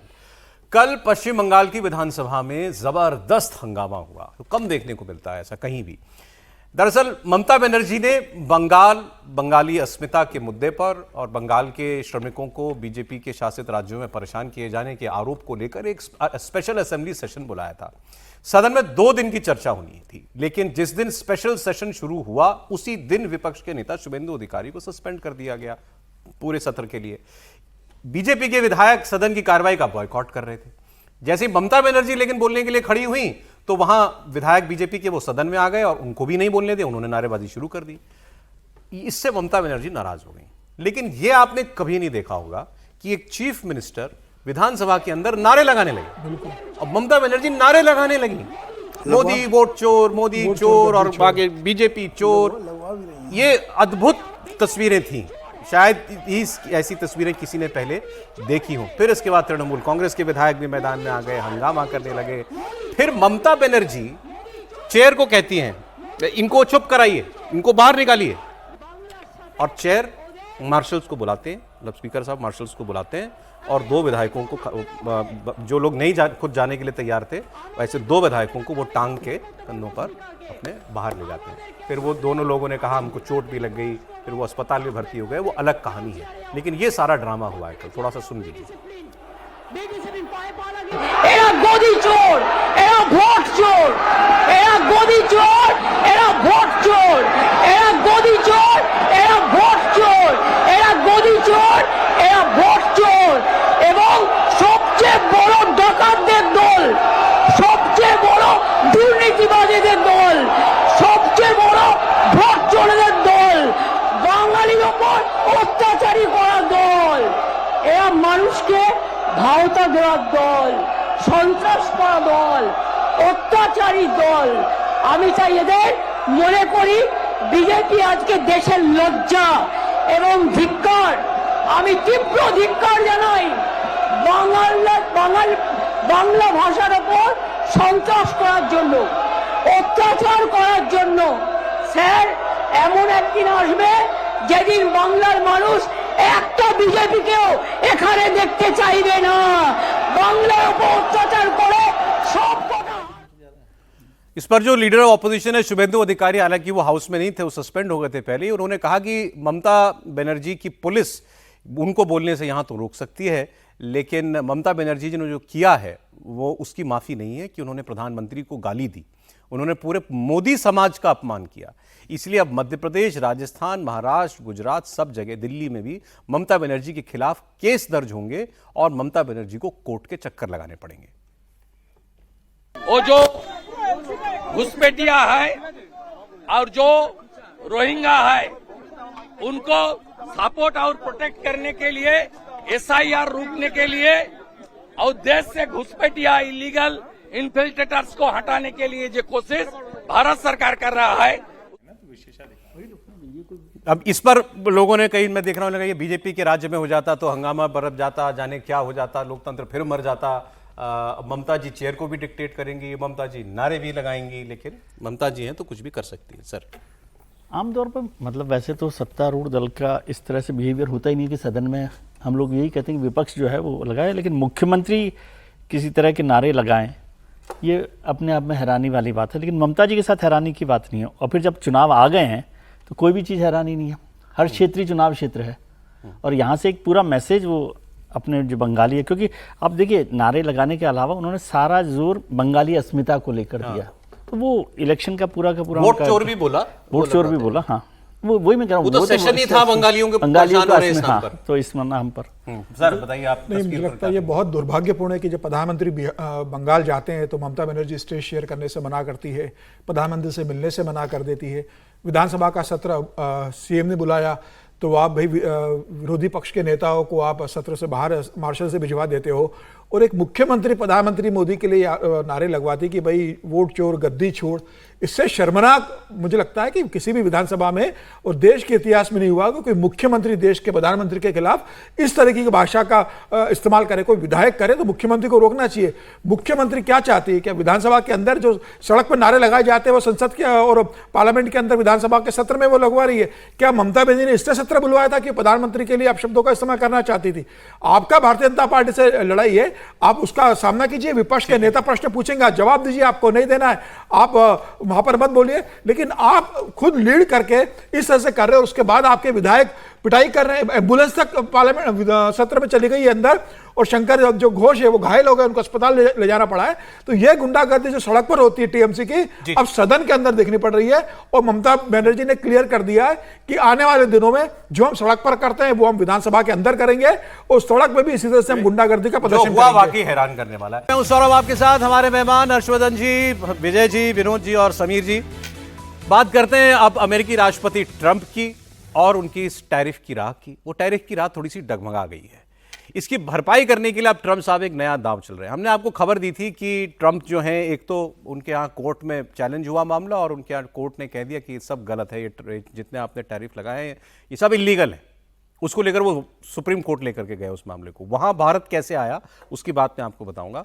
लेकिन अभी जो तस्वीरें आप देख रहे हैं, व्हाइट हाउस में ट्रंप ने कई दिग्गज बिजनेसमैन को अपने घर पर बुलाया। अच्छा, ये सब के सब हमारे आपकी जिंदगी कंट्रोल करने वाले लोग हैं एक किस्म में। गूगल, मेटा, एप्पल, इन सब की, फेसबुक, मेटा आ गया, हाँ, उन सब के CEOs, ओनर्स सब वो इस डिनर पार्टी के अंदर थे। बोल देंगे। इस डिनर पार्टी में एक ऐसा बड़ा चेहरा मिसिंग था, वो थे टेस्ला के CEO और एक्स के भी एलन मस्क। वो नहीं आए।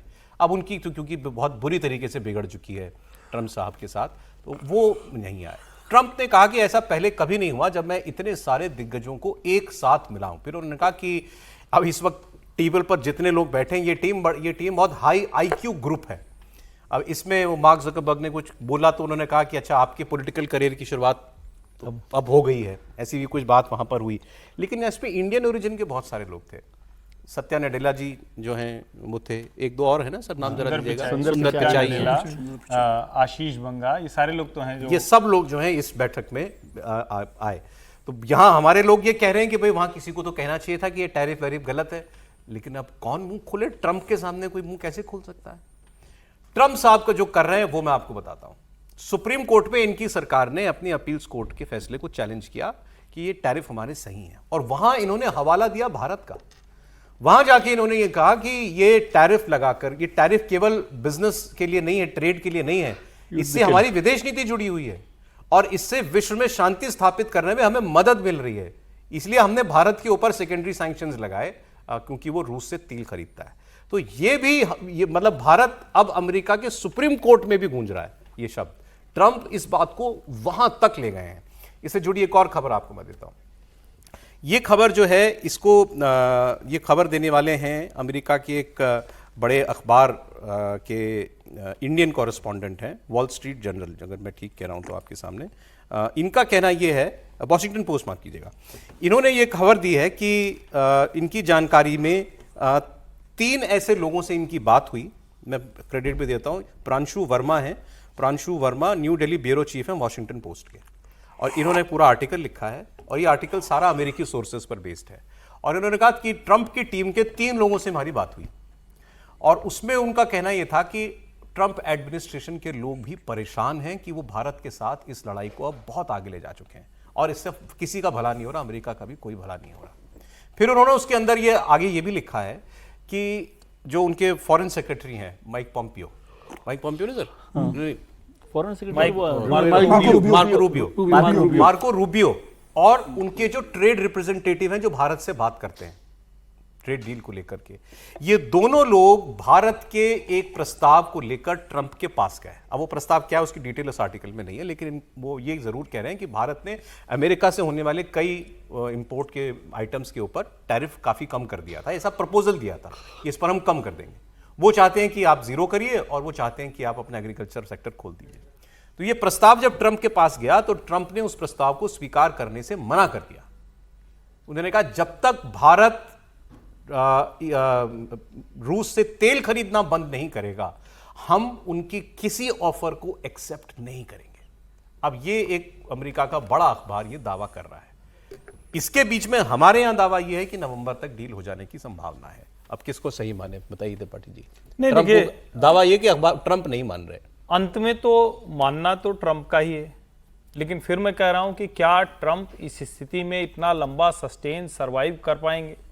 टेक कंपनीज का पूरा बिजनेस इंडिया के साथ है और फिर मैं कह रहा हूं अगर सचमुच इंडिया रिटेलिएट कर गया तो हम जहां अब जा रहे हैं उसके एक समय के बाद हमें ये सोचना पड़ेगा। और अगर हमने ये सोच लिया तो क्या यूएस टेक कंपनीज जो उनकी डोमिनेंस है वर्ल्ड वाइड, क्या उसको कर पाएंगी? क्या अभी उनकी सारी कंपनियां भारत के गांव-गांव तक पहुंचना चाह रही हैं। भारत के हर, अभी यूट्यूब आता है तो यूट्यूब की जो साउथ एशिया पैसिफिक की चीफ यहां आई तो उन्होंने कहा कि इंडिया हमारे लिए एक तरह सबसे बड़ा बाजार है और हम उसी के भरोसे चल रहे हैं। अभी जितने प्रोग्राम शुरू होते हैं इनके, वो सबसे पहले टेस्टिंग के लिए इंडिया में आते हैं, पायलट प्रोजेक्ट को, उसके बाद आगे बढ़ते हैं। ये मैं एक की बात कर रहा हूं, लेकिन ओवरऑल अगर कहें तो जब हम टेक वर्ल्ड की बात करें तो टेक वर्ल्ड चाइना और इंडिया ड्राइविंग सीट पर हैं। तो क्या वो वाला बेनिफिट वो छोड़ेंगे?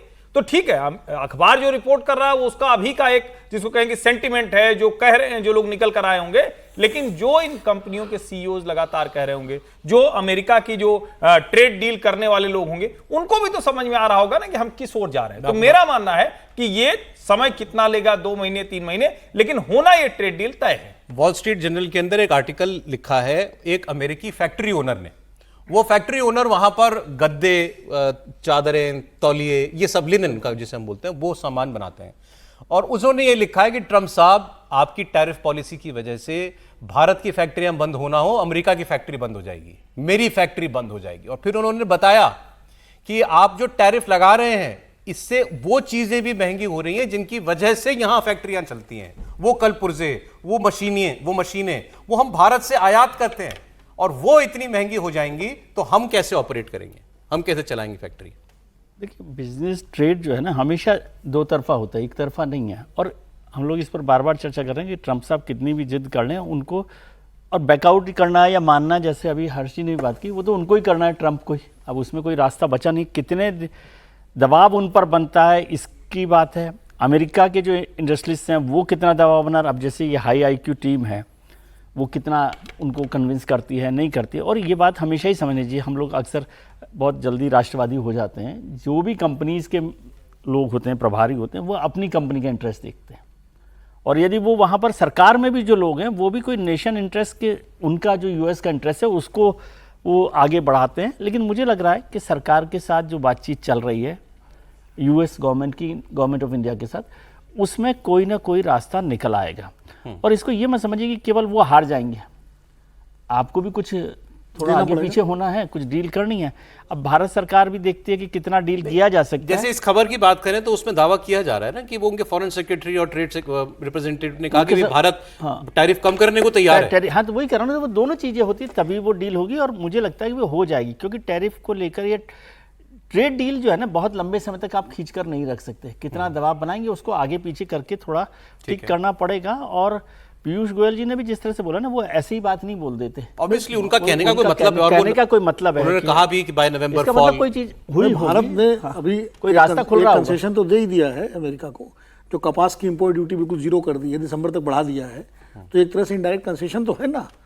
तो इस तरह से दोनों तरफ से कुछ ना कुछ तो लेन देन की बात होगी। ताजा दावा आपको जो बात है पीयूष गोयल जी की सर वो सुनाता हूं, फिर आपकी बात जुड़ जाएगी उसमें। उन्होंने ये कहा पीयूष गोयल जी, क्योंकि वो ट्रेड नेगोशिएशन भारत की तरफ से करने वाले वो हैं व्यक्ति, तो उन्होंने कहा कि हमारे संबंध बहुत मजबूत हैं। टैरिफ के बारे में उन्होंने कहा कि हमारी बातचीत अमेरिका के साथ चल रही है और उम्मीद है कि मामले का समाधान जल्द होगा। उन्होंने लेकिन साथ में यह भी कहा कि एक तो भारत में लोग पैनिक बिल्कुल ना हो इस बात को लेकर के, और दूसरा ये भी सच है कि कोई भी नेगोशिएशन किसी डेडलाइन के अंदर नहीं किए जा सकते। It was expected that the compensation cess will get over sometime towards this next quarter. So considering that they were working in this towards this end, it's a matter of chance that the two have coincided. Well, I don't think there's any need to panic. We should allow the negotiations to happen. We continue to have very good relations with the United States. And I'm sure that we'll be able to resolve some of these issues and come to a equitable, fair and balanced agreement. Is there a timeline? No, there's never a timeline in negotiation. You should do it patiently because you are working for a long term. You have to look at the future and decide what you're.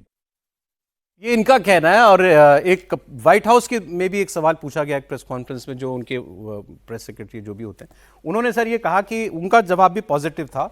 उन्होंने ये कहा कि भारत और America के रिश्ते बहुआयामी हैं, हमारे बहुत डायमेंशंस हैं, सिक्योरिटी है, ट्रेड है और स्ट्रेटेजिक पार्टनरशिप है। हाँ, तो उन्होंने कहा कि ये उसमें से एक मसला है, और बाकी लेकिन हमारे संबंध इतने मजबूत हैं कि कोई भी एक विषय पर हमारा विवाद हो जाना, उसका असर हमारे संबंधों पर नहीं पड़ सकता। नहीं, ठीक है, बिल्कुल। भारत अमेरिका के संबंध इतने गहरे हैं। तो सबसे बड़ी बात यह है कि दोनों डेमोक्रेसी, एक सबसे पुरानी डेमोक्रेसी है, एक सबसे बड़ी डेमोक्रेसी है, मदर ऑफ डेमोक्रेसी है। और दूसरी बात यह है कि हमारे आर्थिक और सामरिक हित भी अलग अलग नहीं है, क्योंकि हम एशिया में अगर हमको अपना, मतलब मैं उस संदर्भ बिग ब्रदर वाला एटीट्यूड नहीं कह रहा हूँ, अपना प्रभाव बनाए रखना है, तो कहीं ना कहीं हमें अमेरिकी मदद की जरूरत तो होगी ही। हम भले उसकी गोद में न बैठे, लेकिन हम ये नहीं कर सकते कि एकदम बिल्कुल चीन की गोद में जाके बैठ जाएं या रूस की गोद में बैठ जाएं। तो उस नाते भी भारत को अमेरिका की ज़रूरत है, और अमेरिका को उससे ज़्यादा भारत की ज़रूरत है, क्योंकि वहाँ भारतीय समुदाय बहुत मजबूत स्थिति में है। इसके अलावा अमेरिकन बाजार जो हैं, वहाँ भारतीय उत्पादों की जितनी डिमांड है वो उनका है। अमेरिकन, अभी जब आपने वाशिंगटन पोस्ट का वो पढ़ाई आपने, जो वहाँ के फैक्ट्री मालिक जो लिख रहे हैं, तो निर्भरता एक दूसरे पर इतनी ज़्यादा है दोनों देशों की कि लंबे समय तक ये चल नहीं सकता। ये लेकिन ट्रम्प बिंग ट्रम्प, आपको लगता है वो इस बात पर ही अड़ जाए अगर कि नहीं साहब पहले ही तो ये कंडीशन मीट होनी चाहिए कि भारत तेल खरीदना बंद करे? मान लीजिए इस बीच रूस और यूक्रेन का युद्ध का कुछ समाधान निकला है तो मुद्दे खत्म हो जाएगा। वो भी तो कोशिश हो ही रही है ना भारत की, मतलब उसमें यूरोपियन यूनियन के देश भी कर रहे हैं, ट्रम्प साहब भी अपने तरीके से कर रहे हैं। भारत की सीज फायर क्यों नहीं करवा पा रहे, जो पाकिस्तान और भारत के बीच में उन्होंने 1 मिनट में करवा दिया था? यूक्रेन में क्यों नहीं करवा पा रहे? तो हथियार बेच रहे हैं ना वहाँ। अब उन्होंने लेकिन नोबेल की ख्वाहिश छोड़ दी है। उन्होंने बीबीसी को एक इंटरव्यू दिया, फोन पे इंटरव्यू देते हैं ये, तो बीबीसी को इंटरव्यू दिया और उस इंटरव्यू में सवाल हुआ कि आप अपनी नोबेल की आकांक्षाओं के बारे में क्या कहना है आपको, तो इन्होंने कहा मुझे उस पर कुछ नहीं कहना, मेरा उद्देश्य केवल लोगों के जीवन बचाना है, मेरे मन में और कोई ख्वाहिश नहीं है। अब उन्होंने, अब तो जितनी बार बोल चुका जो आदमी अपने मुंह से नोबेल, अब कह रहे हैं मुझे कुछ नहीं कहना इस पर। लगता है मुझे किसी ने उनको सलाह दी होगी कि भाई आप ज़्यादा नोबेल मत कीजिए, आपको मिलना है नहीं, उस बेइज्जती से बेहतर है कि आप शांत रहिए, वो मिल गया तो फिर देख लेंगे। तो मुझे लग रहा है कि अब उनको समझ में आ रहा है। लेकिन जिस तरह के ट्रम्प के साथ जो टैरिफ वॉर चल रहा है, मुझे लगता है अब एक सिर्फ उम्मीद जो आखिरी नजर आ रही, बड़ी उम्मीद, वो अमेरिका के सुप्रीम कोर्ट से नजर आ रही है। जिस तरीके से लोअर कोर्ट में ट्रंप के टैरिफ को लेकर जो टिप्पणी की गई थी, मतलब कहा गया था कि देश हित में नहीं और ये बहुत गलत है और राष्ट्रपति को ये अधिकार नहीं है कि बिना संसद के अप्रूवल के इस तरीके से अपने अधिकार का इस्तेमाल करे सभी देशों के ऊपर। तो मुझे लग रहा है अगर वो उन्होंने कहा है सुप्रीम कोर्ट से जल्दी सुनवाई करने के लिए, अगर सुप्रीम कोर्ट भी लोअर कोर्ट की बात की अगर सहमति देता है और ये कहता है कि भाई राष्ट्रपति इस तरीके से मनमाना फैसला नहीं ले सकते, आपको ये अधिकार नहीं है, ये संसद का अधिकार है, तो मुझे लग रहा है कि ये एक बड़ा मामला होगा। उसके बाद ट्रंप के जरूर निश्चित रूप से तेवर ढीले पड़ेंगे, क्योंकि रिपब्लिक पार्टी के अंदर भी एक बड़ा वर्ग है जो ये कह रहा है कि भाई जिस तरीके से भारत के साथ संबंध ट्रंप ने खराब कर लिए, अब ये संबंध नॉर्मल करने में दशकों लग जाएंगे। हालांकि सर सुप्रीम कोर्ट में इनके नॉमिनी ज्यादा है, नहीं ठीक है ज्यादा है, लेकिन वहां से तो ये अपना काम बनवा लेंगे ऐसा इनको। लेकिन उन्होंने एक बात कही है, अभी उन्होंने कहा कि अगर सुप्रीम कोर्ट का फैसला टैरिफ के खिलाफ आ गया तो हम बहुत बड़ी परेशानी में इसलिए होंगे कि जितने समझौते इन्होंने अभी किए हैं डरा धमका के देशों को, सबको पैसे लौटाने पड़ेंगे इनको। बिल्कुल निश्चित रूप से, लेकिन अब ये तो नहीं कि हर बार सुप्रीम कोर्ट समर्थन नहीं करेगा कि ऐसी टिप्पणी अभी का सुप्रीम कोर्ट की आ गई तो मुझे लग रहा है कि ट्रंप के लिए बहुत आसान नहीं होगा। लेकिन ट्रंप पर जिस तरीके से दबाव पड़ रहा है लगातार कि भारत के साथ उन्होंने जिस तरीके से टैरिफ लगा दिया, दोस्तों और दुश्मनों को उन्होंने एक ही तराजू पर तोलने का जो काम किया है कि भाई चीन को भी हम उसी तराजू पर तोलेंगे, रशिया को भी उसी तराजू पे और भारत को भी उसके साथ रखेंगे, तो मुझे लग रहा है कि अब ट्रंप को भी कहीं ना कहीं लग रहा होगा कि उनसे एक बहुत बड़ी ऐतिहासिक गलती हो गई है। अब वो कदम कहीं खींचेंगे। एक बयान इसमें आप लोग तराजू में तो ठीक तोल रहे हैं, भारत की हैसियत बढ़ गई ना, हम मतलब दोस्त और दुश्मन के हिसाब से नहीं, हमको कमतर नहीं मान रहे हैं ना जी। एक आपको बयान इसमें मैं राष्ट्रपति पुतिन का भी सुनवा देता हूं। उन्होंने अपने चीन दौरे के आखिरी दिन बहुत सारी बातें की थी, बड़ी खुलकर वो बात कह रहे थे, तो उनसे ट्रंप के रवैये पर भी बात हुई। तो उन्होंने कहा कि देखिए चीन और भारत जैसी सभ्यताओं और देशों को अगर ट्रंप समझते हैं कि वो इस भाषा से संबोधित करेंगे और अपना काम करवा लेंगे तो ये मुमकिन नहीं हो पाएगा। और उन्होंने ये भी फिर आगे कहा कि ये आपके वो तो मतलब अमेरिका अपना पार्टनर कहता है ना भारत को, तो पार्टनर के साथ ऐसी भाषा का इस्तेमाल नहीं हो सकता। उन्होंने दो और इंपॉर्टेंट बात कही त्रिपाठी जी, पुतिन और उनकी ये समझ कि भाई इतने दशकों से सत्ता में है तो क्यों है ये, इनकी राजनीतिक सूझबूझ। इन्होंने कहा कि आप ये क्यों नहीं देखते, मतलब ट्रंप ये क्यों नहीं देखते कि ये दोनों देश भारत और चाइना, इन दोनों देशों ने बहुत दुश्वारियां देखी हैं अपने जीवन में। ये कॉलोनियल उनका शक्तियों का शिकार रहे हैं, इनके ऊपर लोगों ने बाहर से आकर इनके ऊपर राज किया है, तो इन्होंने बहुत बुरा वक्त देखा है। आप इनको इन छोटी छोटी बातों से डरा नहीं सकते। दूसरी बात उन्होंने कही कि ये किसी मित्र देश को इस बात को भी ध्यान में रखना चाहिए कि उनके वो जिस देश से ऐसा व्यवहार कर रहे हैं वहां की राजनीतिक परिस्थितियां क्या हैं, क्या जो मांग अमेरिका कर रहा है वो भारत का कोई भी नेता स्वीकार कर सकता है। ये उसकी अपनी राजनीतिक विवशता भी है कि वो अमेरिका की बातों को अस्वीकार ही करेगा, कभी नहीं मानेगा। त्रिपाठी जी, ये पुतिन समझ रहे हैं, ट्रंप नहीं समझ रहे। बिल्कुल पुतिन समझ रहे हैं। और एक चीज जिसकी चर्चा हम लोगों ने थोड़ी कम की, क्योंकि हम तो भाई भारत के लोग हैं, तो हमारे लिए तो भारत का हित, तो हम तो भारत के हित अच्छे दिखें उसके लिए थोड़ा अतिरेकी भी होंगे, और इसमें कोई गलत भी नहीं है, हम भारत के लोग हैं तो।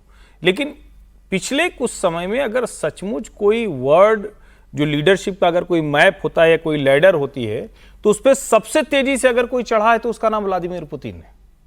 जिनपिंग को आप छोड़ दीजिए, उन्होंने एससीओ का भले ही जमावड़ा किया, थियानमेन चौक पर वहां विक्ट्री डे परेड की, लेकिन लीडर कौन उभर कर आया? जिस पुतिन को आइसोलेट कर दिया था अमेरिका ने, लग रहा था कि इससे तो कोई बात करने वाला नहीं है, इनके यहां तो कोई पूछने वाला नहीं है, बच बच के लोग रिश्ते और कारोबार कर रहे थे। वो पुतिन अलास्का में ट्रंप के साथ एकदम बढ़िया बराबरी में खड़े हो जाते हैं। वो पुतिन वो कह रहे हैं कि ठीक है अब हम तय करेंगे कि क्या होगा क्या नहीं होगा, तो वो बताते हैं 20% ट्रेड तुमसे बढ़ाया, यूरोपीय यूनियन से बढ़ाया, दूसरे देश हो गए। उन पुतिन के साथ भारत इतने समझौते करता है कि आगे हम यहां बनाने की बात कर रहे हैं जो S-400 और Su-57 है। चाइना के साथ उनकी जो डील थी, जिन डील्स को लेकर बार बार कहा जाता है कि मजबूरी वाला है क्या, अब लग रहा है नहीं नहीं भाई पुतिन को भी आपको साध के रखना है। तो मुझे लगता है कि ग्लोबल मैप पर पूरा वर्ल्ड ऑर्डर ट्रंप ने बदल दिया। और ऐसे में जब पुतिन ये बात कह रहे हैं भारत की और चीन की बात करते हुए, तो ये तो सच है ना, भारत कभी किसी से नहीं दबता। और मैं फिर ही कह रहा हूं, ये कोई भी हमारा नेता, कोई भी हमारा प्रधानमंत्री होगा, वो कभी भी किसी देश के सामने नहीं दबेगा झुकेगा। और आज तो भारत उस स्थिति में पहुंचा है कि अमेरिकी कंपनियों का स्टेक यहां लग चुका है। अब ऐसा नहीं है कि वो बाहर से खड़े होकर और आग लगा देंगे। आज उनके स्टेक यहाँ है, वो आग लगाएंगे तो उसकी जो आग है, उसकी जो तपिश है, उसकी जो झुलसन है, वो उनको और उनकी कंपनियों को भी दिखेगी। तो मुझे लगता है ट्रंप की समझ की बात है। अगर वो नहीं समझ रहे हैं, और फिर वही बात है, आपके हाथ में डंडा है, आपने कहा आज हम सबको पीट सकते हैं तो आज हम सबको कराएंगे, लेकिन अगर लोग अड़ जाएंगे तो डंडा बहुत देर तक चलता नहीं है। ट्रंप को समझना चाहिए। खबर आई, दादागिरी वाले दिन गए। ये तो खबर पीछे भी आई भी थी कि भारत, ये विपक्ष के लोग, ये माफ कीजिएगा, वेस्ट के लोग, पश्चिम के लोग ये डिस्कस कर रहे हैं, यूरोप, ऑस्ट्रेलिया, यूरोप, अमेरिका में भी ये बातें हो रही हैं कि भारत ने जिस तरीके से स्टैंड दिखाया, तो कहीं ऐसा तो नहीं बाकी देशों को लग रहा होगा कि जल्दी झुक गए ट्रंप के सामने, जल्दी ट्रंप की शर्तें मान ली। भारत ने तो नहीं मानी, अभी भी नहीं मान रहा है, और ना किसी परेशानी में दिखाई दे रहा है। हुआ हो या ना हुआ हो, वो उनके थॉट प्रोसेस में बैक ऑफ द माइंड कहीं चल रहा होगा, लेकिन वो कर क्या रहे हैं? वो भारत को दाएं बाएं से समर्थन दे रहे हैं। हाँ, वो भारत के साथ ट्रेड डील कर रहे हैं, भारत को कह रहे हैं तुम भाई बढ़िया कर रहे हो और आगे, तो वो लोग गोलबंदी शुरू हो रही है। वही खबर आपको मैं बता रहा हूं कि ट्रंप के टैरिफ के बाद भी भारत ना झुका, और अब भारत अपना दम दिखा रहा है। यूरोपीय देश खास तौर पर एक के बाद एक भारत के साथ इंटरैक्ट कर रहे हैं। वो प्राइम मिनिस्टर मोदी से बात कर रहे हैं। ट्रंप के टैरिफ से परेशान France, Finland, Germany, Ukraine, even Ukraine, और अब तो यूरोपीय काउंसिल के अध्यक्ष एंटोनियो कोस्टा, इन सब ने प्रधानमंत्री मोदी से बात की। अभी जर्मनी के विदेश मंत्री भारत आए हुए थे, सिंगापुर के प्रधानमंत्री अभी भारत में थे, और ये ट्रंप के जो इस वक्त उन्होंने विश्व में हालात बना दिए हैं, सबको एक बात तो नजर आ रही है, मन ही उन सबकी ख्वाहिश तो ये होगी भाई किसी तरीके से ट्रंप को कोई भी देश अगर सद्बुद्धि दे सके या बता सके भाई ऐसे तो नहीं हो सकता, तो वो अगर भारत ही कर रहा हो तो फिर हमको भारत के पीछे अपना वजन रखने की जरूरत है। और इस वक्त एक बात आप सच में गौर कीजिए सर, एससीओ समिट, उसके बाद लगातार मतलब जो एंगेजमेंट्स हैं, लाइनअप है सारी, जबरदस्त है वो। और इम्पॉर्टेंट बात उसमें ये भी है, जितने देशों का नाम लिया वो अभी तक इधर खड़े हुए थे, कोई ये नहीं है कि ट्रंप के दुश्मन देश हैं, सब मित्र देश हैं वो, के सब लोग वहाँ पर खड़े हुए। और कई बार होता है ना कि देखिए हिम्मत कौन दिखाएगा, सब लोगों के मन में बहुत सारी बात होती है, कुछ लोग विरोध करना चाहते हैं, तो वो एक ऐसे देश, ऐसी सरकार, ऐसे लीडर के साथ खड़े होते हैं जो ये खड़ा होकर बात कर सके, और उससे उसको भी ताकत मिलती है। दोनों बातें मिलकर हो रही है, इसलिए मुझे लग रहा है कि भारत के लिए फ़ायदेमंद ही है हुआ ये एक तरह से, कि उसका जो वर्ल्ड ऑर्डर में भी और जो ताकत बढ़नी चाहिए थी, और जो मित्र देश अमेरिका के साथ खड़े हुए थे वो भी अगर आपके साथ खड़े होते हैं किसी मसले पर, तो वो भी आपकी ताकत को बढ़ाता है। और जो बात मुझे लग रही है कि ठीक है, चलता रहता है, कई बार मौसम बदलते हैं, तो मौसम बदलते हैं तो थोड़ा सा। साहब ने जापान का टैरिफ 25% घटा के 15% कर दिया, 10% आ गए ना नीचे, तो तेल देखिए, तेल की धार देखिए। समीर जी से मैं कल से यही कह रहा हूँ कि अभी थोड़ा तेल की बात मत करो, सारा झगड़ा तेल पर चल रहा है, आप अभी धार देख रहे हैं तो धार तो देखिए। तो खैर ये इस वक्त जो है विश्व की जो है परिस्थिति बनी। लोग तो सब मजाक में भी कह रहे हैं कि ट्रंप को जिस चीज़ की सबसे ज़्यादा चाहत है नोबेल, वो भी कोई और ना ले जाए। मतलब कई अक्सर ऐसा होता है, मोदी जी ना ले जाए, अक्सर ऐसा होता है ना। वो गाना है ना किसी हिंदी फिल्म का, ले जाएंगे दिल वाले दुल्हनिया ले जाएंगे, रह जाएंगे पैसे वाले देखते रह जाएंगे। ये भी हो सकता है। ज़ेलेंस्की हर आए दिन बात कर रहे हैं प्राइम मिनिस्टर मोदी तो पता लगा कि नोबेल कोई ले गया और ये पैसे वाले देखते रह गए। एक खबर और इसमें आपको बताता हूँ, आज अखबार में थी ये कि ये लंदन डेली ने शायद ये खबर की है। उनका ये कहना था कि जो पाकिस्तान ने शुरुआत की है नोबेल की चरण की, कहाँ से पहली बार आपको याद कीजिए किस देश ने कहा था पाकिस्तान ट्रंप को नोबेल? ये पाकिस्तान ने कहा था। आसिम मुनीर ने कहा था व्हाइट हाउस में लंच खाने के बाद कि पाकिस्तान नॉमिनेट कर रहा है राष्ट्रपति डोनाल्ड ट्रंप को नोबेल पीस प्राइज के लिए। अखबार, ये लंदन का अखबार ये कह रहा है, उन्होंने अपनी कोई इन्वेस्टिगेशन की कि इसके पीछे पाकिस्तान की सोच शुरुआत से ये रही कि ये काम भारत कभी नहीं करेगा, भारत कभी नॉमिनेट नहीं करेगा ट्रंप को या किसी नेता को अपने ये सीज फायर करवाने के लिए, पीस प्राइज के लिए। तो इससे हम एक खटास डाल सकते हैं ट्रंप और मोदी के रिश्ते के बीच में। ये निश्चित रूप से जिस तरीके से भारत और पाकिस्तान के बीच युद्ध मतलब स्टेज पे चला गया था, तो वहाँ लगा पाकिस्तान को कि भाई अगर हम ट्रंप का नोबेल पीस प्राइज के नाम अगर रिकमेंड कर देंगे तो हमारे संबंध ज़्यादा बेहतर होंगे। और उन्हें लग रहा था कि भाई उसके बाद या तो भारत नाम लेगा नहीं या भारत को मजबूरी में लेना पड़ेगा कि भाई, और ये कहने को होगा कि भाई पाकिस्तान ने नाम ट्रंप का लिया तो अब भारत मजबूरी में ट्रंप का नाम आगे लेकर चल रहा है। लेकिन वो भारत को भापने में चूक गए। प्रधानमंत्री मोदी इस तरीके से किसी भी दबाव में नहीं आते और ट्रंप ने भी अब चुप्पी साध ली है। अब ये भी हो सकता है कि इतना नोबेल पीस प्राइज के लिए चर्चा चल गई है कि हो सकता है कि नोबेल पीस प्राइज कमेटी इस साल किसी को नोबेल दे ही नहीं, इस साल स्किप ही कर दे कि इस साल हम किसी को नहीं देते। तो ये भी हो सकता है, ऐसा भी हुआ, तो ऐसा भी हो सकता है कि वो इस बार डिसाइड ही नहीं करे कि किसको देना है। ठीक है, चलते चलते एक खबर की बात मैं जरूर, क्योंकि आज पढ़ा तो दिल थोड़ा खुश हुआ। त्रिपाठी जी बताएं कितनी बड़ी बात थी ये, सबसे बिल्कुल अलग है। हरियाणा में लिथियम आयन बैटरी की एक यूनिट लगाया है, जापान ने लगाया है, उसमें 12-13 हज़ार करोड़ रुपए इन्वेस्ट किया है और उसे एशिया की सबसे बड़ी फैक्ट्री कहा जा रहा है। त्रिपाठी जी देखिए, हम कई बार जब इस तरह की बात करते हैं कि दुनिया इस उथल पुथल में इतनी है क्यों, तो उसकी एक बड़ी वजह यह है कि हम अपनी उस भूमिका को रिक्लेम कर रहे हैं। अंग्रेजी में वो चलता है ना, रिक्लेम द ग्राउंड। तो हम उस स्थिति में हैं, और कहाँ, इकोनॉमिक फ्रंट पर। अभी हमने कुछ दिन पहले ये बात की थी कि जिस नोएडा में हम लोग स्टूडियो में खड़े हैं, वहीं पर सैमसंग ने जो OLED जो मुड़े वाले ग्लास आते हैं ना, बढ़िया चमकते मोबाइल के ऊपर वाले, उसकी दुनिया की दूसरी सबसे बड़ी फैक्ट्री यहां लगाई। अब हम ये बात कर रहे हैं लिथियम बैटरी की, उसकी सबसे बड़ी फैक्ट्री यहां लगाई। हम ये बात कर रहे हैं सबसे ज्यादा हॉर्स पावर का इंजन वो हम बिहार में बनाने लगे हैं। हम बात कर रहे हैं कि रॉल्स रॉयस को भी तमिलनाडु में अपनी फैक्ट्री लगानी पड़ रही है। हम बात कर रहे हैं कि 6 सेमीकंडक्टर 2 साल के भीतर, 2 साल भी नहीं पूरा हुआ, 2023 से 21 में मिशन आया था, 23 में शुरुआत हुई थी और 25 में हम 6 सेमीकंडक्टर फैक्ट्री पे काम करने लगे हैं। तो अगर हम इतनी सारी चीजें अचीव कर रहे हैं तो किसी का तो हिस्सा लेकर आ रहे होंगे ना। और इसके लिहाज से हमें थोड़ा यह भी आत्मविश्वासी रहना चाहिए, कॉन्फिडेंट रहना चाहिए कि भारत दिशा में सही जा रहा है।